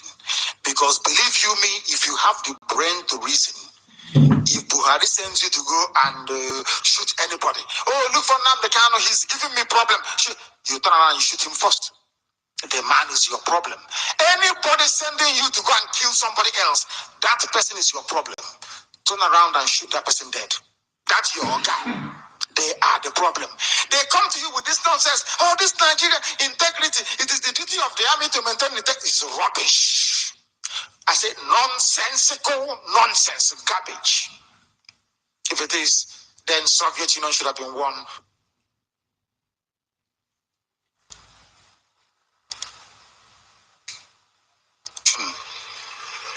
I know I should be affected more than most because, like the barrister will always say, when one is in full flight, any interruption can feel like a deadly blow. I tell you that. But we must continue. We are working for a very special group of people. We are working for those designed and born by heaven itself. The most high Chukwuka Biama created Biafrans. I mean, the genuine was a one day Awasa. Not those fathered by Awasa Fulani men. We must continue. And as we continue, we ask you to pay particular attention to our gospel this very evening. Because it's carrying with it fire and brimstone, I tell you. To destroy every iniquitous human being, every plan of the enemy, to try to circumvent or subvert the will of the Most High. We crush it into the dust. We do so with the truth. The whole truth and nothing but the truth. This Radio Biafra welcome you back. African leaders must address problems that prompt emigration, says Cardinal Turkson. Something else he learned from Radio Biafra. This news this evening, a sizable number of them has been prepared to let you understand how formidable we are. That we preach something on this platform, the whole world listens to it. He's a cardinal. He doesn't mind that we once in a while come head to head with those being bamboozled by Europeans, European religion. I got head to head with them sometimes. He still has spoken what he learned from Radio Biafra. I want to prove to you that this is the finest university on earth. With proof, facts, and figures. What do you think it means? We are about to shock them. For tampering with our transmission, we are about to shock the zoo. The zoo must fall, I tell you, to fall. African leaders are hopeless. Their children are dying on the way to North Africa through the desert, Sahara Desert, and they die in the Mediterranean. When they get to Europe, they are treated like dogs. They are lower than cockroaches. And then after that, they begin to wash toilets and do security guard. People are standing up and saying, I am black and proud. What makes you proud? Your children are drowning, trying to scramble into countries of people that claim they are superior to you. Instead of you to try and do something to counter that. Can't you learn from Japan? Learn from them. They don't beg anybody for anything. But useless African people. Half of us is in Saudi Arabia, half of us is in Rome. The other quarter is in Canterbury. The cousin is in America, named the Pentecostal Church. We are hopeless and useless. There is no originality to Africa, no original thing about it. If you try to go, you're fetish, they're very fetish. They are calling Chukwu Abiyama. Which deity is that? Only Shoji di Beribe. They don't know the meaning of Chukwu Abiyama. That is the name that even the angels in heaven call the supreme creator. They don't know. Why? Because you don't call it that thing that a white man is calling it, which is God. Do you see how useless black people are? Hey, Chineke on this UG. This UG, my goodness me, black and useless. African leaders must address problems that prompt immigration. Can they do it? The solution lies in Biafra. As I said, without Biafra, Africa is not heading anywhere. Without Biafra, without Biafra, they cannot make any headway. Without Biafra, every black man is a slave. Every black woman is a slave. Only Biafra can save you, including Alamajiri Nachinama. Including Alamajiri Nachinama. Only Biafra can save you, or else you are finished. Completely and utterly finished. Everywhere around the world is silent right now. Do you know why? Radio Biafra is live and direct. I'm telling you, if we were silent, heeding this very gospel, a gospel from heaven itself. Security operatives to monitor bank accounts of election tribunal judges. I said this evening I'm bringing you news to confirm that Radio Biafra is the most sought after radio station in the world, because we speak the truth.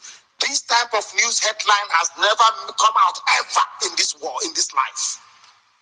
For the very first time, they are going to monitor their bank account of tribunal judges. Why? Because on Radio Biafra we told them, if your father is a judge or your mother is a judge, now is the time to prepare for holidays abroad, because money is going to roll in from petition and counter petition at the tribunal. They listen to Radio Biafra. Now they're implementing what we said on Radio Biafra. They are now saying that judges, we are watching you, all of you on election tribunal, we are watching you. Without Radio Biafra, would this be possible? We are the only people we go where people fear to go to. We let the whole world know that the judges in the zoo are corrupt. They make most of their money once every 4 years during election tribunal. Some of these election tribunals can drag on for about 2 or 3 years. That is how they make their money. And most of them went to Islamic legal studies school somewhere in Kano. Today they are tribunal judges. They are making money. Because, of course, and you know, white people, they listen to us. They are now asking them, all those things they're saying on Radio Biafra, is it correct? Oh no, leave them, they are rebels, they are renegade, they are rascals. And the people will be telling them, but this is what they said, is it not true? Do you know the white man called them and told them to go and look at the churches going to do tribunal? And now they're coming out with a new law. Security operatives to monitor bank account of election tribunal judges. Monitoring somebody's account, is it not illegal? It's not a breach of their privacy? But you're in a zoo. Did they sign any waiver, any confidentiality waiver before they became judges? The answer is no. But because you're baboons and monkeys. There was some idiot from somewhere near Kotangora will be poking into your bank account. But of course, they won't succeed. All you need to do is to give them some money. And they will dare to go and start building a house. One foundation somewhere. People must understand how backwards Africa is. Security operatives to monitor bank accounts of election tribunal judges. Why? Because Radio Biafra made it clear to the whole world. Without Radio Biafra, would this have happened? The answer is no. So stop pretending you baboons and monkeys in the zoo. You listen to Radio Biafra, you go and do exactly what we're saying. And then you come back and say, oh, why don't you want to ban them? But right now you're listening. Some of you under the bed. Some of you hiding behind your wife's wrapper to listen to Radio Biafra. But we are here. We never ever go away. We are live and direct. Defense headquarters condemns suicide attack in the Northeast. Is it not quite ironic that since the Dulad came in, the killing done by Boko Haram has increased, but nobody wants to talk about it? After looking, I want to ask Wole Soyinka, he talks so much rubbish. Wole Soyinka, that man, if you listen, some of you are taken aback by his white beard and Nobel Prize. You think, he's Nobel. That man talks nonsense. He hardly makes any sense. Go and listen to, if you like, sit down, listen to all Soyinka's interview. He makes no sense. If you have common sense inside you, you will know. Defense headquarters today are condemning suicide attacks in Awasa Fulani land, in Kanuri to be precise. And somebody like Soyinka will get up and say that Buhari is doing very well. When quite clearly on the issue of security, the main reason why America rigged Buhari into office, Buhari has failed completely and totally. completely, and they said once he gets in there, Boko Haram will stop. But the attack has increased, hasn't it? Can't you see it all around you? How can you see it that this man is a failure on the security front? You still come out and say that he's doing very well. That betrays who you are. When you look at, oh, it's a professor going to happen, then they know nothing. There is nothing in their brain. I have given him a very simple test. Any day I catch you in a live debate, and it will happen. After that very debate, they will strip you of your Nobel Prize. I will expose you to the world that you're a fraud, that your brain is empty. I will destroy you within 5 minutes. If I don't destroy you within 5 minutes, you know nothing. For only 5 minutes, I will deconstruct you from top to bottom, using facts, figures, and evidence. Buhari is performing clearly worse than Jonathan in terms of controlling Boko Haram. But you're saying he is doing very well. Typical Yoruba, speaking from both sides of the mouth. That man is nothing. I'm telling you the truth. Intellectually, he's a lightweight. He is nobody. If you sit him in front of me, within 5 minutes, you won't know him anymore. He run away from there. I promise you. It is out of his so-called professorship that I give him 5 minutes. If not, it's only 2 minutes. He will just wither away and die. There is nobody. Go back to all his interviews and see if it makes any sense. The answer is zero. He doesn't. But to you think he is. If you're in a laugh funny, oh, I feel sorry for you people. Boko Haram now have a new leader, and that new leader is open for dialogue, according to Idris Deby. Very, very deceitful man, Chad president. Now, I have been warning you before. You never believe me. As I said this evening, I don't know, maybe prepared all this news to convey a particular message. I don't know, but I'm getting it anyway. This is how our Fulani people operate. I told you before that they were creating radio stations, naming it Biafra, to confuse all of you. At a point, they said, oh, Radio Biafra have been jammed and closed. They have now opened a new one to channel all of you to the one that they created. Ocean provocatoire. It's a French phrase. Or should I say a French word? That's what it's called. They prepare somewhere for you. You are like a cattle.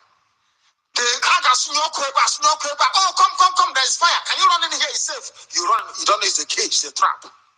They did the same nonsense with Radio Biafra. They are now doing it Boko Haram. Boko Haram never issued a statement saying that they now have a new leader. No, they never did. It is the Chadian Awasa Fulani president who is saying so. Why? He said even the new leader is open for dialogue. So what they're doing now is to create a new Boko Haram. Oh, you don't know this. You don't know. Listen,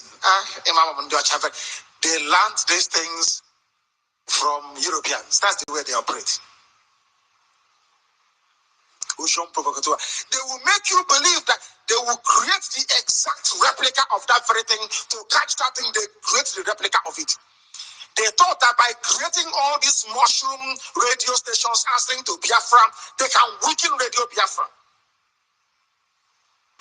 I'm sure how many of you have, sometimes you watch a film or you read a particular story, but you don't take it you don't know what it means. Have you read the book called Born Identity, B-O-U-R-N? It was a series. What's this name of this Hollywood actor again that did? Born Identity, Born, what? The Born series. It was completed with James Bond, of course, but it's not. Jason Bourne is the name. What's his name again? It's not Ben Affleck. What's this chap's name? Once again, I've forgotten his name. It's Matt Damon. I remember now. Matt Damon was the lead character in the Born series, B-O-U-R-N-E. I read the book myself. I've forgotten who is the author again. I've forgotten the author of the book. I read the book before I actually watched the movie. I read it when I was about to go into SBS, OGOJA, after I left secondary school. That's when I read it. I can never forget. Born Identity. They were trying to catch a very notorious Islamic assassin Basically, Carlos the Jackal, if you know Carlos the Venezuelan, I think he's in the prison now somewhere in France. He was the one that led the terrorists to storm OPEC. Was it OPEC meeting in 1974? I can't remember anymore. His name is Carlos the Jackal. So the Western intelligence agent, I'm sorry to digress, but please allow me. I'm heading somewhere. The Western intelligence agencies wanted to catch Carlos the Jackal. So what they did was to create the Born identity, to create the exact replica, both in terms of assassinations and everything, of Carlos the Jackal, in the hope that Carlos the Jackal will now say, who is this man replicating me? And then once he comes out, they'll take him down. Go and read the book, the original book. Forget the film is a bit funky. Go and read Born Identity. Bourne, Born Identity. Very big. I'm advertising books here, don't I? Because I love to read, you see. That's what they do. They create your replica. And then over time, they begin to confuse people. So that anybody coming in, oh, okay, but they're also a radio station or they're also answering Biafra. So why don't we go there then? Do you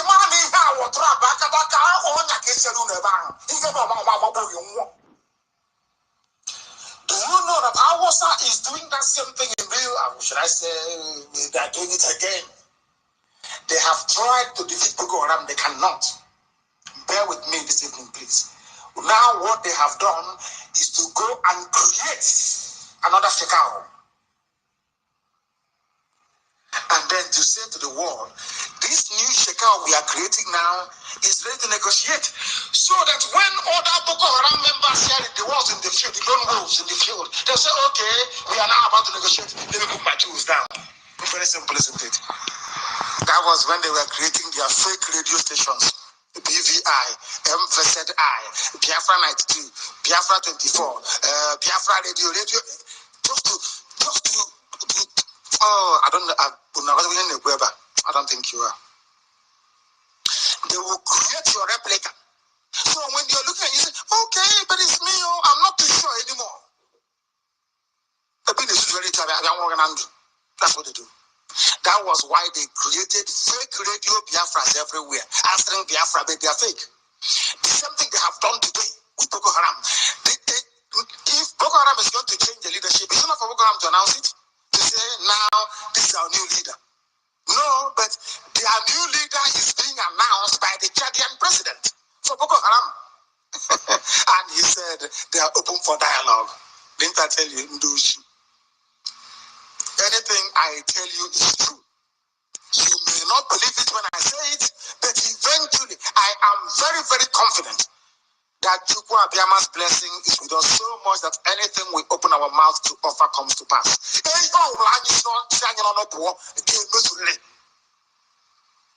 I'm telling you, anything we say, open our mouth and say, that thing must happen. It's not happening now. That was how they created all those fake people. Every blessed day, they have no other job. They don't do anything else. These are the people sponsored by APC Boko Haram. The same thing they have now done today. See, clear in black and white. Boko Haram now have a new leader. And that leader is open for dialogue. Who said this? Not Boko Haram, but Idris Deby, the Chad president. I told them, I need to get a library. What the library? They don't know who we are. They have no idea. These people are so foolish. They have no clue as to what we are capable of. Only in a short while. What did you hear? Or in the Google. We will shock them. We will shock them. Then they will know that this media war, they have really lost it. They have lost it completely and totally. We are live and direct. And this is Radio Biafra. Live and direct to the whole world. Mankind is listening to us. Why? Because we speak the truth. Reps to probe 5 billion police recruitment fund. Anybody would have thought that the job of the police is to catch criminals. But you don't know that in the zoo, only in the zoo, it's actually the thieves. How will do it? If they're not thieves, how come 5 billion of their money is missing? No,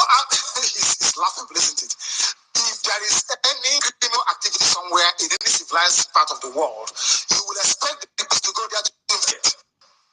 But when it comes to the zoo, it is not the police that goes to investigate. They say EFCC or RCC or FRSC, not police.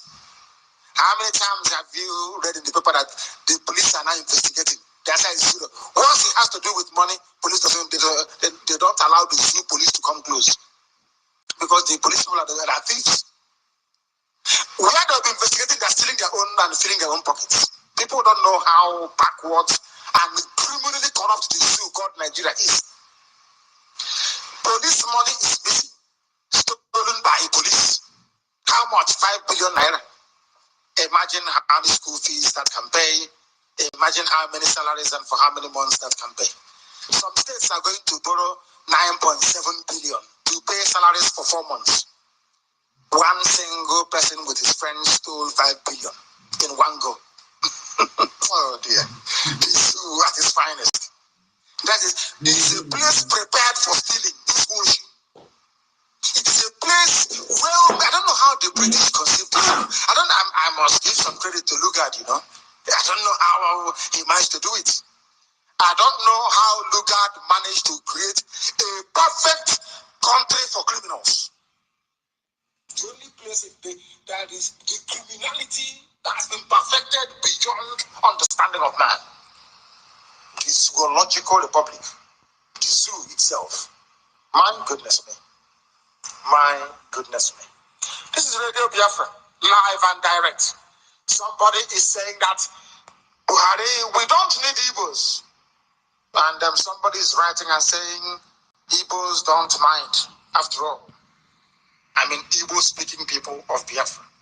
Igbo is the dominant language in Biafra land, not Biafra itself. After all, the word Biafra came from an Asian man, not an Igbo man. So, you know, I pray, you know, I want all these people that do this hit, they come to say something, they just run away. I want to sit them down. Oh, Biafra is Igbo. I want to ask the idiot writing in Lagos, who brought the name Biafra? Was it an Igbo man? The answer is no, it was a man from Ijo man. Oh dear. Oh dear me. We need to do something about this issue because Igbos have been marginalized because of we don't want anything to do with the zoo. The word of Biafra is not an Igbo word. The reminder of who we are came from an Ijo man. An Ijo man reminded the world as to who we are and what our name is. Don't you understand it? Don't you get it? I don't think you do. They said Buhari don't need them. They too don't need Buhari. I mean Igbo people. Because me, I speak Igbo language and I am a Biafran. I come from a place called Afara. You put BI in front of it, come and join. Very, very simple, isn't it? Come and join. Exposing another pedophile terrorist Buhari administration falsehood. They want them to write below is an official press statement explaining how the loan Buhari claimed was diverted was to be expended. They live on loan. They produce nothing. They don't make. People say, oh, Innocent is a car manufacturer. No, he's not. He's a car assembly plant. He doesn't matter. Oh dear. I know some of you will be crying now, won't you? But here we speak the truth, you see. It can be painful. We will preach it. The hard open engine motor Innocent is not fabricated in Africa. They import components from China. He assembles them together. That's what he does. I give him credit for that. And it's like a kit car, you know. Kit car means K-I-T, kit, you know, kit car. They send you the cars in small boxes, they're Lego, you put it together. And if it's working, then you're a car manufacturer. And rightfully so. I don't want to take away any of the glory from him. He's doing very, very well. Very, very well. They tell you one thing and they do another. They are going for loans. The reason why I mention Innocent is because with a little bit of loan like this money, 1.1 billion. If you give Innocent now 1.1 billion, he will be able to manufacture everything that his car needs to be operational or to be functional on the road. He will employ people to mold the tire using rubber. He will get people also employ them to bend the steel to the shape of the door of the car or the bonnet. He will make sure that they fabricate the glass for the windshield at the front and also the rear one, including side mirrors, including every other plastic. Do you know that the indicator, trafficator in your car is made of plastic? Do you know that any plastic company can make it? But, oh, black people from Africa. But people travel to China to import that plastic. You know your backlight, they don't hit my car. Your backlight is shattered. That thing, when you pick it up, is ordinary plastic. Which means common sense says that any plastic company can make it. But no, you need to travel to China to go and get it. And the economy is booming, and they are busy collecting loans, which they can only divert back to their private accounts abroad. Very sad indeed. Very, very sad indeed. We continue. I told them they are dead. The zoo is finished. The zoo is finished. I want them. Radio Biafra is the downfall of the Zoological Republic of Nigeria. Now, as soon as Radio Biafra came up, I knew that Nigeria was gone. It's finished. It's gone. 4 people are dead as helicopter crashes into Lagos Lagoon. When I heard this news, I thought they were carrying Igbo chiefs going to see the Oba Akiolu.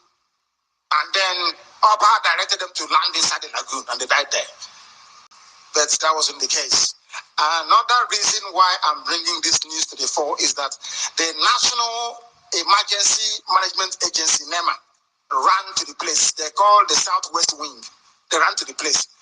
When there is when there is a helicopter crash, people may be injured. I would expect to see maybe ambulance rushing to the place, or maybe the police to cordon off the area to do some proper investigation, and air investigation, whatever, air crash investigators to go there to find out exactly what happened, recover the voice, the cockpit voice record in order to obviously ascertain what went wrong. Instead of the police to issue a statement, or the ambulance, or maybe the hospitals where they are, who is there to talk about it? The National Emergency Management Agency. Oh my goodness me. What happened was an accident, not a national emergency. Do you people actually know English language? Or you just, anything you see, you just name yourselves and you speak? Your name says National Emergency Management Agency, National Emergency. Helicopter crashing is very sad, that is true, because there are lots of lives, yes. Regrettable and very sad, yes. But with due respect, it's not a national emergency. So what is NEMA doing there? To supply bags of rice and gari? Do you know why they have things like NEMA in the zoo?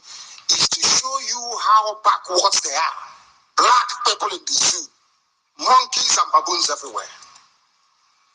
Monkeys and baboons everywhere. I told them, we read them already. Buhari's appointments, PDP is mocking us, according to APC, because I told you tonight my news found only news that goes to corroborate what we preach on Radio Biafra. After we lambasted Buhari yesterday, or should I say 2 days ago, now they are saying, Buhari, please appoint a cabinet. People are watching, the world is listening, and you're making a mockery of us. Why? Because of Radio Biafra. Who else now? Did anybody complain about it? Or did anybody explain to the world the meaning of democracy the way we just did? Did anybody tell you about Montesquieu's separation of powers? Did anybody actually tell you that the judiciary, the legislature, and the executive is incomplete if you don't have ministers? You cannot have a dictatorship and then have a democracy. You are making a mockery of your own stupidity as a black person from Africa. Buhari's lack of appointments is making everybody a laughing stock, according to ABC Boko Haram party stalwart. I told some people before that Fashola was corrupt. Oh, he's doing well. Can't you see the road he built now in Olibombo? As you're going inside, he planted 4 trees, the flower. The man is as corrupt as the Mumbu is. Fashola, the Yoruba man, the former Lagos State governor, is a criminal. This man stole on the last day in office 142 billion. He took as loan, hoping to run for presidency at some date in the future. Yoruba, those, these are staunch robbers, the serious armed robbers, but this time with political office and political power. Anti-corruption activists are now to drag Fashola to EFCC. He launched a website, 78 million naira website scandal. 78 million. How much did myself, Uche Mefo, Barrister Mamezu, used to start Radio Biafra website? This one started his own with 78 million for image laundering. Because that is how they steal in the zoo, just like Atiku Abubakar.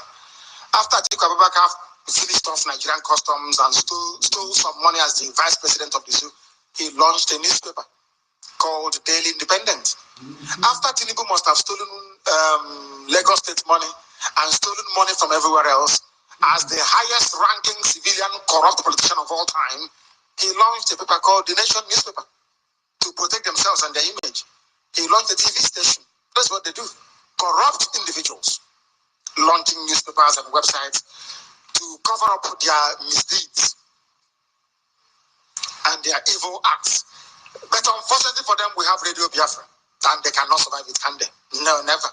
We can't let them go. And we are continuing with our news headlines this evening. There's another man here spoken. Confusion trails ATM withdrawal limits. Are you sure that the CBN governor went to school?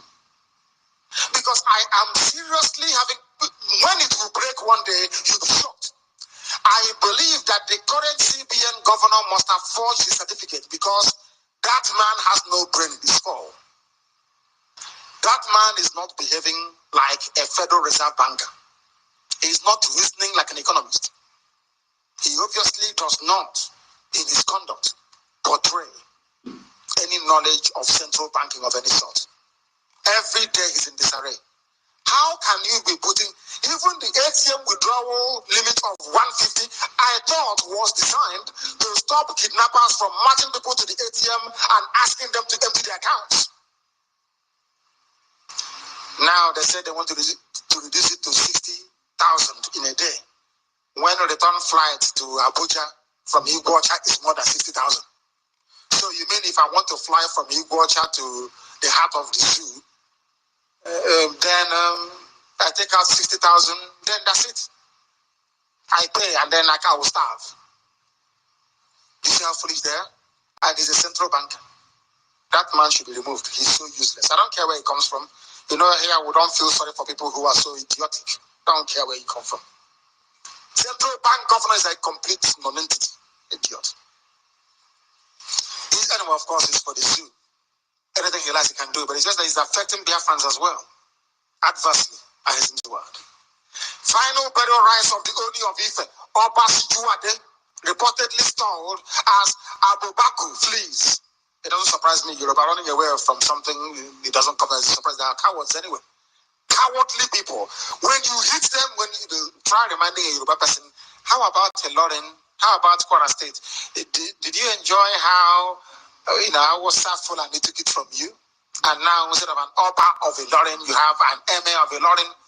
They will run away from the debate. They will say, you come and get your Biafra now, let us see. We are going to serve you again. But that wasn't the point. The point was, and I repeat, are you enjoying how Awusa Fulani took Kwara from you and converted you to Islam?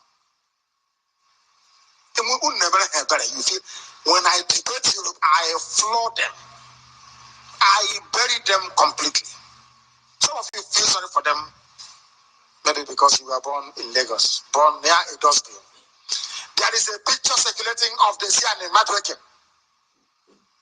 in a hospital, critically ill in London.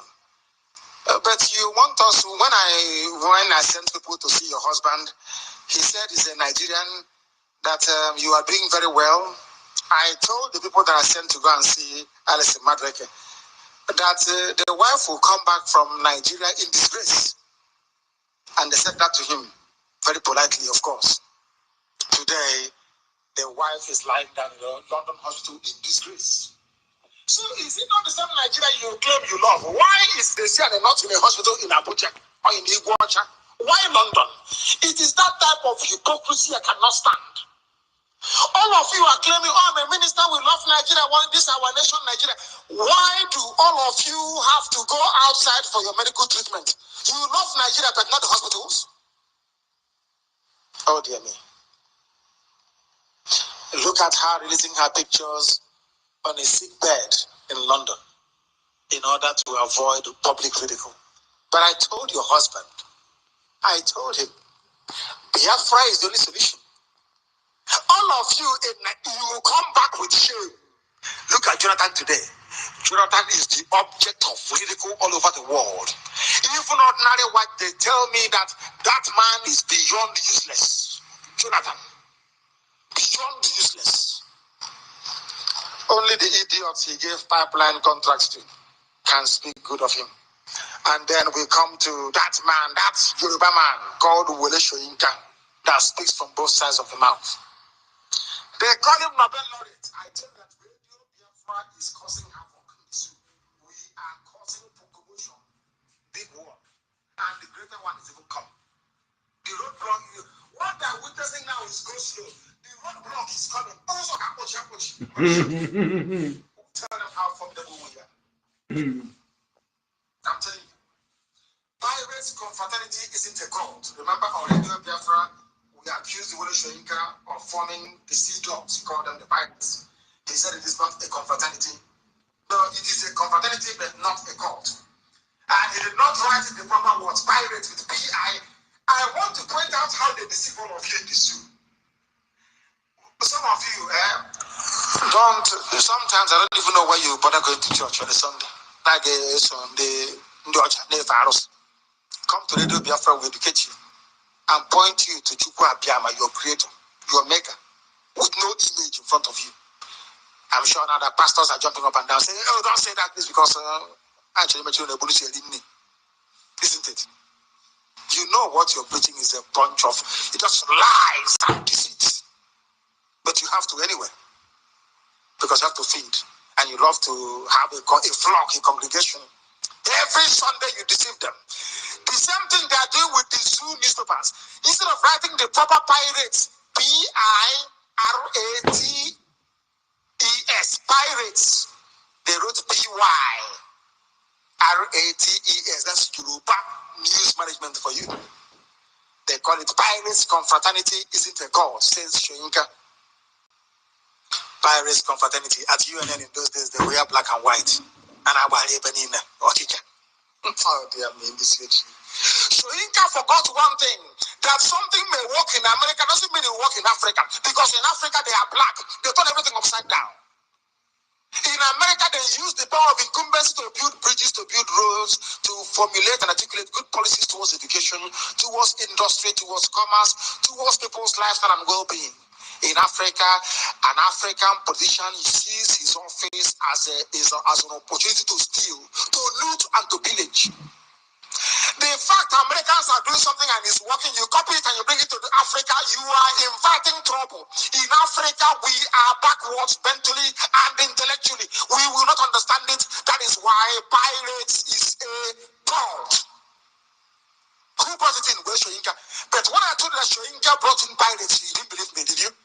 You think I will sit here and lie?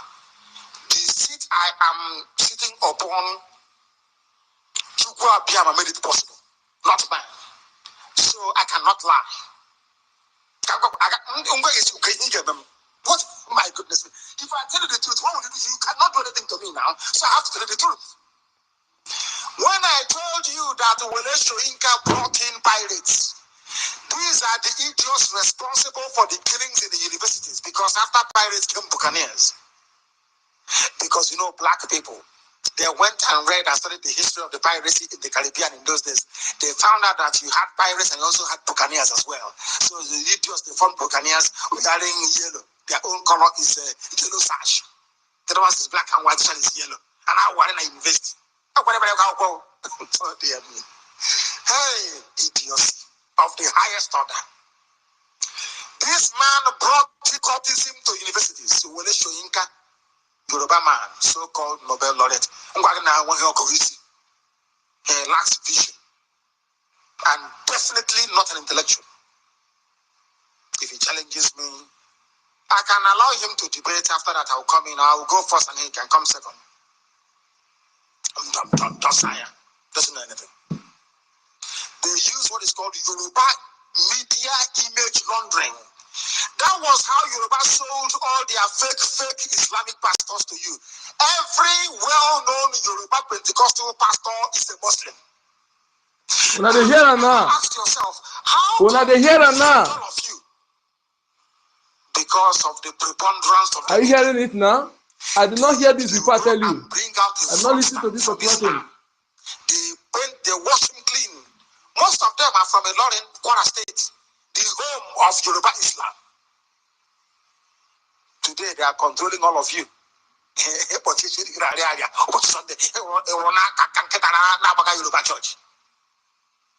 Oh dear me. Wole Soyinka is a fraud and a liar. This evening, and can you post a video better? Just very lightly.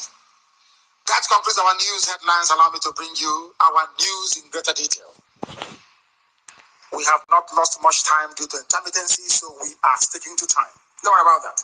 I will take your call this evening as always, and I do not envisage any other intermittency from now till the time that we close. Like EKOS, what about the news in greater detail? A septuagenarian, which means a very old man, possibly in his 80s. Because they don't want to mention his name or his age. They said a septuagenarian. Now, if your school were on strike throughout the 4 years, you claim you are an undergraduate, now you've graduated and you are at NYSC camp. Let us be honest with ourselves. How many people in the zoo called Nigeria, even graduates, know the meaning of septuagenarian? How many of you? It's a very old man, possibly in his 70s, if I'm not mistaken. What did he do and who is this man? This man is Yoruba Muslim. Every old man who is a rapist is a Muslim. Most of them are. Let me read it for you. A very old Yoruba man named Adebowale Dawuda. This is from the Punch newspaper, a Yoruba paper, please. It's not something we wrote down. We blog news because if we write it, you won't believe us. So we just others publish and we give them credit for it.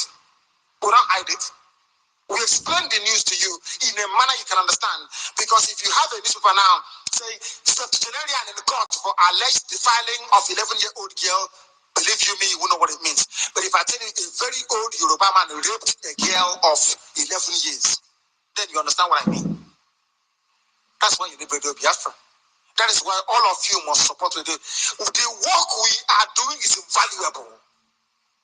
If we begin to charge money for it, all of you cannot be able to afford it. But it comes to you for free, courtesy of IPOB, of course, in the diaspora. Those of you that we have their names, because as you contribute towards Radio Biafra every blessed month, through your monthly dues, and you're supporting for the purchase of armaments and weapons through the normal channel, which I'm not allowed to speak, then we have all your names. When Biafra comes, all of you who are now lying, some people say, oh, call me Colonel, I'm Lieutenant Colonel, I'm Major. We said, start fighting. Oh, I was at the back. I came to Olu. From Olu, I was moved to Idato. From Idato, I moved to Igwe. They never saw us. What are we going to do in our case? Because you may have your doubt, that is your business, but Biafra is coming. All of you who contributed in one way or the other to the restoration of Biafra financially, I mean, we are going to compile all your names the same way that your various coordinators sent in your name, the original copies, we have them. We are going to put them in class archives so that when some of you who are listening from under the bed right now, when they begin to lie to your grandchildren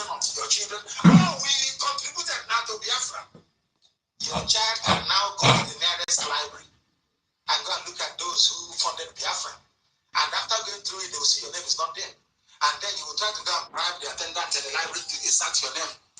We will hand both of you, both you and the idiot you're trying to bribe.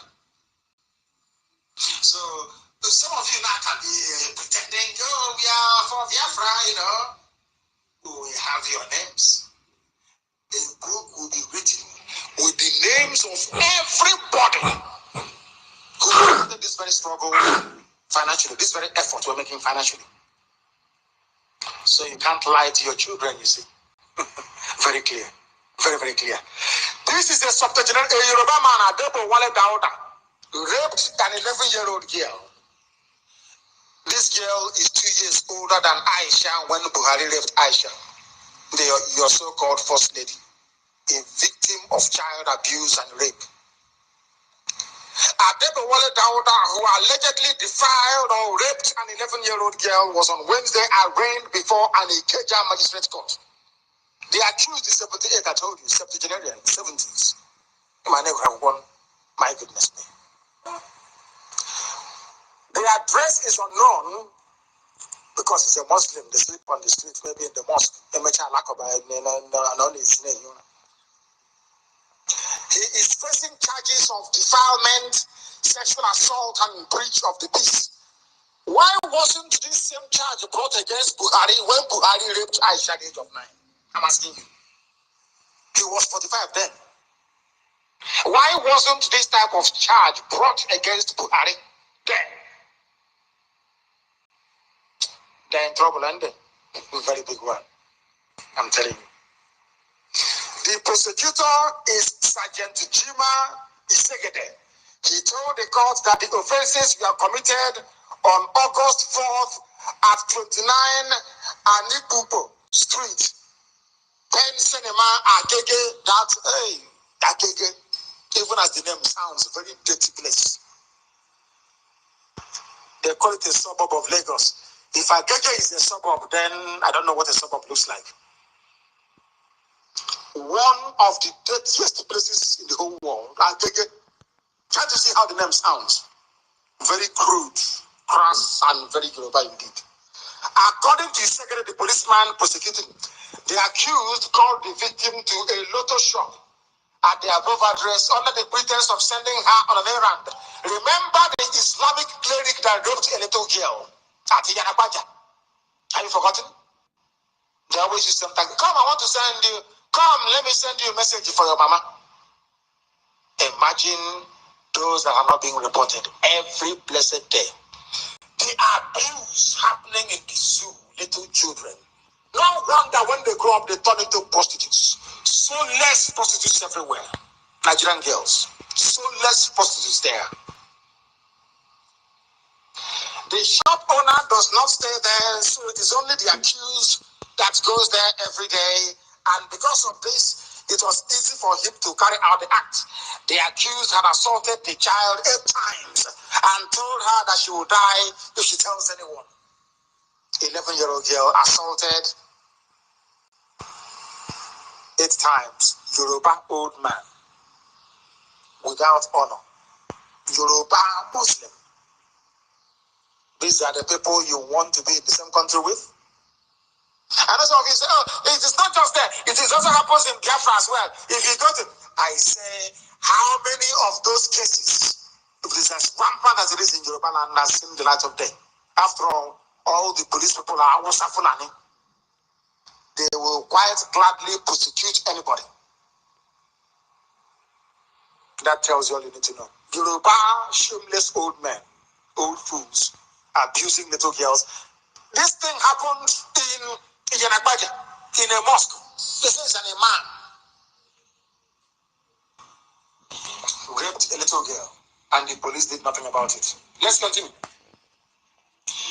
The pedophile and terrorist Buhari, the sole administrator and dictator of the zoo called Nigeria, the British created zoo in Africa. People create zoos everywhere around the women's Serengeti.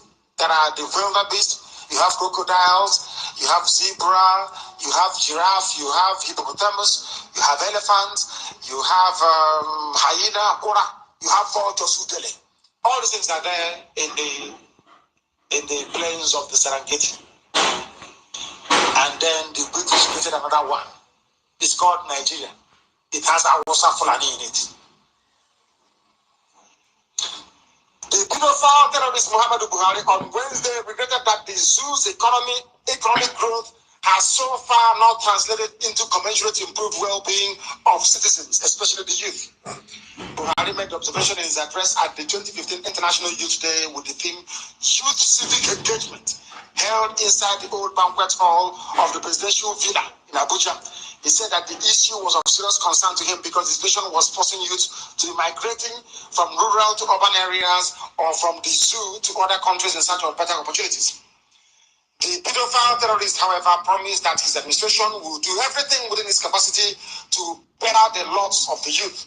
He said it is an issue of serious concern that in the zoo, so far, economic growth has not translated into commensurate and improved social outcomes, especially for our 60 million young people who make up the majority of the population. Economic growth. My question is, the Dulad of Daura, in which sector are you expressing this growth? Because if I watch the news this night, I can see NASDAQ, I can see the Dow Jones Industrial Index, I can see the CAC 40, which is the CAC 40 in France. I can see the DAX index you have in Frankfurt. I can see the FTSE 100 in London. I can see the movement of the stocks and the shares. I can tell you which sector is doing well. If it is in pharmaceuticals, if it is in the tobacco or wine sector, you can tell. In the manufacturing. Because there you will see the manufacturers, the sales directors, they will issue what is called the gate, what's it called, the gate receipts or whatever, the orders coming into the factories for manufactured goods. That way you can predict the trend of employment. I want to ask Buhari, which sector of the economy are you experiencing this growth? Is it in the sector of appointment of corrupt judges to go and preside over electoral tribunals? Is it in the sector of moving money abroad? Is it in the sector of I can't understand what they're talking about? Where is the growth? You're talking about that hasn't been translated into. Why do you people love lying? The economy of the zoo is shrinking. You sell only one product to make money. That product, crude oil. Nobody is buying your crude oil. Angola has overtaken you. Ghana has overtaken you. Even in Yam, Ghana is at the head of you. In palm oil, Malaysia. So which sector of the economy is growing? I'm asking you. Oh, dear me. Maybe importation of spare parts. Who knows? I don't know. Do you see how they lie to you? These are the people you claim they are bringing change, but they are liars. Why should Buhari stand up and lie to little children, little youths? He's addressing. Why? That tells you all you need to know about them. That tells you everything you need to know about these vagabonds and evil people. Everything you need to know, I assure you. Evil men. Evil men, they are liars. Which part of the economy is growing? Which part of it, please tell us? Oil sector? Are you not the ones complaining about the falling oil prices? Are you not a member of OPEC? You are overproducing your own quota. Is that not correct? To hold on to your market share. America no longer buys oil from you. Neither does Canada. Your greatest market now is India. Is that not correct? Oh dear. You can lie, but Radio Biafra is here to expose you. So all that Buhari, change. Buhari is an honest man. Buhari is a liar. Look at him lying to small children. They train them from very young to lie and to deceive people. But we are here to correct all that anomaly, all that nonsense. If you're an IPOB family member, if we catch you lying, you'll be dismissed. No second chance. We are obedient, law-abiding people, the children of heaven. We speak the truth. If we are protecting you, we know how to protect you. Never ever lie. It was saying you are finished. We are not breeding young men and women to become liars of tomorrow. We want to be leaders of tomorrow, not liars of tomorrow. A South African online media outfit, Mail and Guardian Africa, came after the zoo on Tuesday, saying that was yesterday, The money eaten in the zoo, or let me quote them verbatim, the money eaten there is bigger than the gross domestic product of 38 African countries. That is when they say the money eaten, it means the money stolen by Buhari and their friends. Look at Babangida. He's a national leader, an elite icon. Look at Obasanjo, he's an elite, he's an icon. Look at Tinubu, he's a national leader, an important leader of APC. But the man is a thief. He was an airline, First Nation Airline, belongs to Tinubu. Tinubu, before you became governor, did you have an airline? The answer is no. How come all of a sudden you have one? Oh dear me, this zoo. Let me continue to tell you that South Africans, the whole world listens to Radio Biafra, and they are copying everything we are saying verbatim. That means after a short while now, we'll be asking the Dulat of Daura. Maybe this Nigeria created is the bad idea after all. Why don't you start your own and be drinking Fura de Nun? If the stolen funds, according to the South African news media, if the stolen funds estimated at $50 billion were a country, the online medium reported it will be Africa's 11th biggest economy. He's saying $50 billion. 400 billion is in England alone. 400 billion pounds, not dollars. 400 billion, very close to $1 trillion stolen by black men in Africa. Black African leaders. Only in the zoo. Imagine when you bring in Zaire, you bring in Liberia, you bring in Sierra Leone, you bring in Gabon, you bring it everywhere. Once you see a black man as a head of state, you are looking at the embodiment of kleptomania. They cannot stay without stealing. Some estimate put the lost funds at 50 billion. My goodness me. That means that the money stolen in the zoo in 6 months, because 50 billion is what they steal in 6 months, is greater than the economy of Ghana. Greater. But isn't it funny that today Ghana exports more yam than the farmers in the zoo? That is what stealing does to you.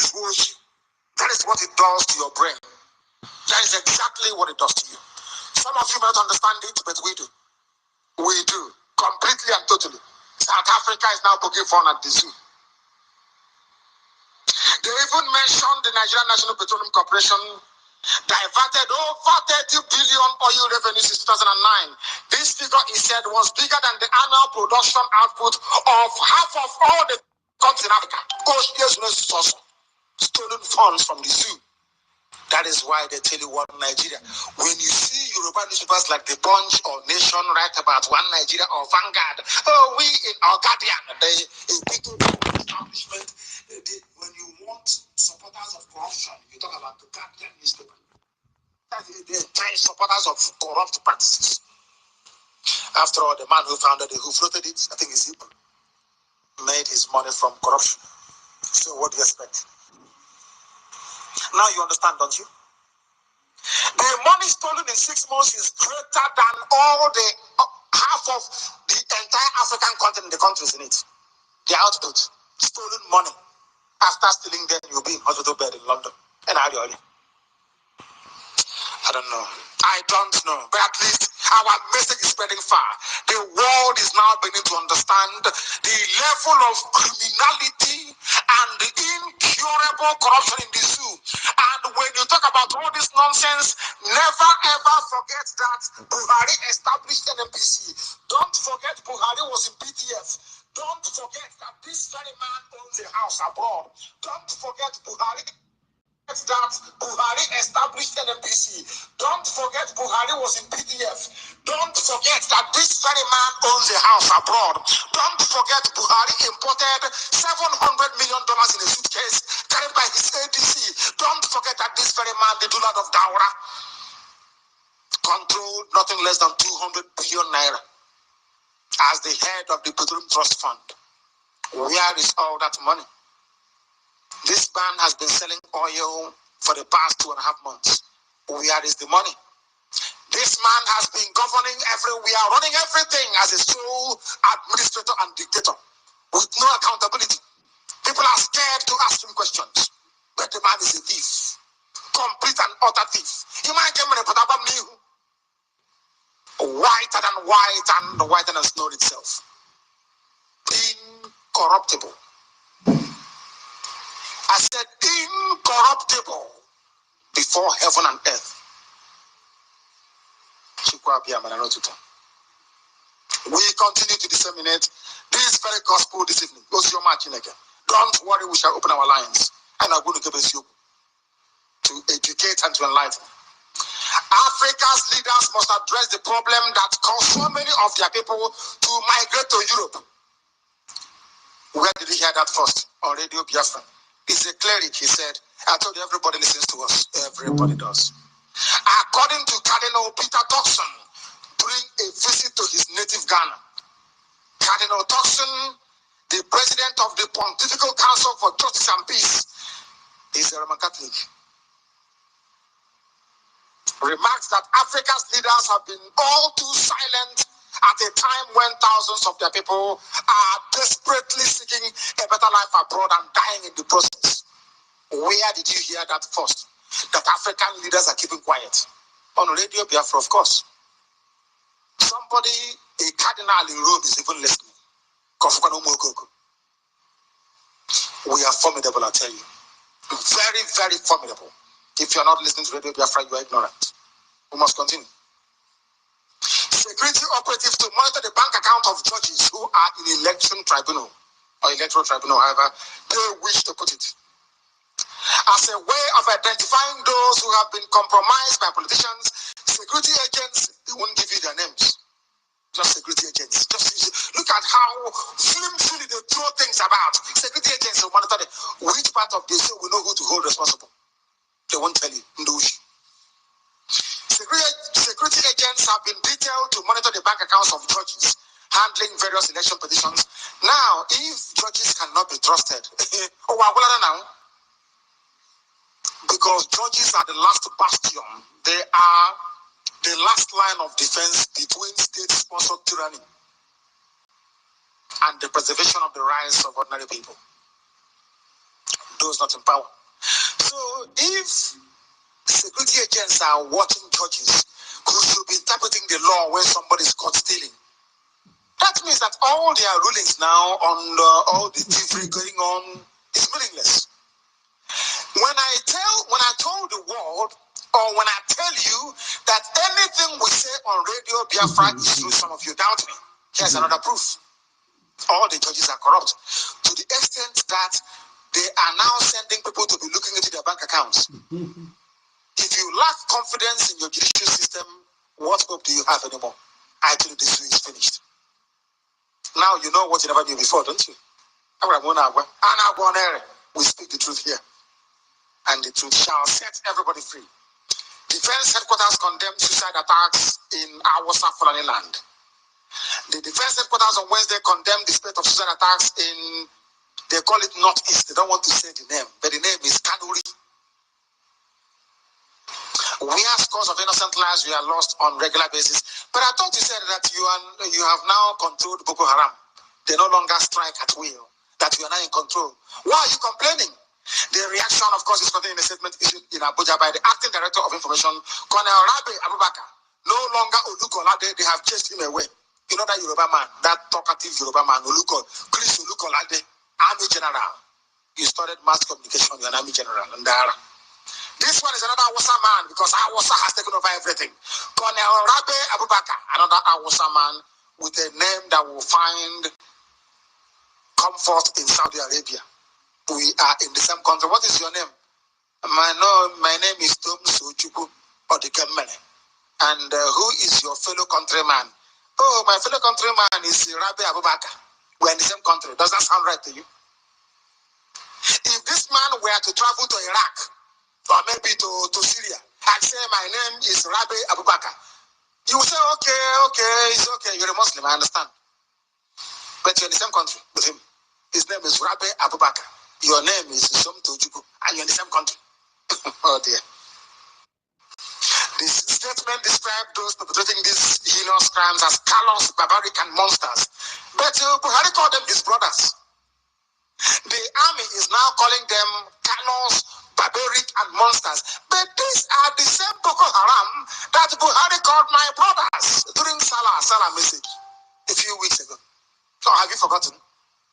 Because if you have forgotten, no, we have not. We have not. This is Radio Biafra. We told them that they're in trouble, didn't we? And they are in one almighty mess.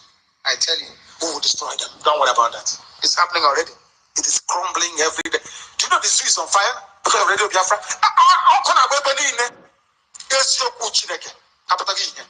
The world can see the truth.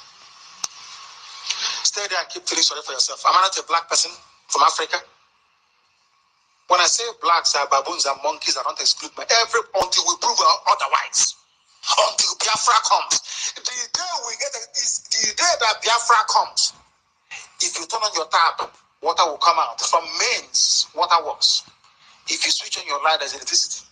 Nobody's complaining of hunger or homelessness. People are meaningfully employed, not traveling to Europe to go and washing toilet. That day, we can say we are human beings. But until then, baboons and monkeys everywhere. Boko Haram now have a new leader, according to the Chad president. The Chad president is Idris Deby. He confirmed that Boko Haram have a new leader. He did not say what had happened to Abubakar Shekau, but said he had been replaced by Muhammad Dawood, who has not been heard of before. Mr. Shekau has not featured in the group's recent videos, leading to speculation that he has been killed. Mr. Deby, whose troops have been involved in battling Boko Haram, said Mr. Dawood was open to dialogue. That's how they start. They are now creating a fake Boko Haram with a fake leader to do. They will give them money to kill people, to assume that authenticity. Then they now deal with them. That's what they do. What they try to do with all those mushroom radio stations, CVI, BVI, Radio Bedroom, Germany. Upper Niger, Lower, I think Lower Niger Radio Incorporated of Biafran Board of Control. Rubbish. We told them that heaven sent us, and today they are lying in the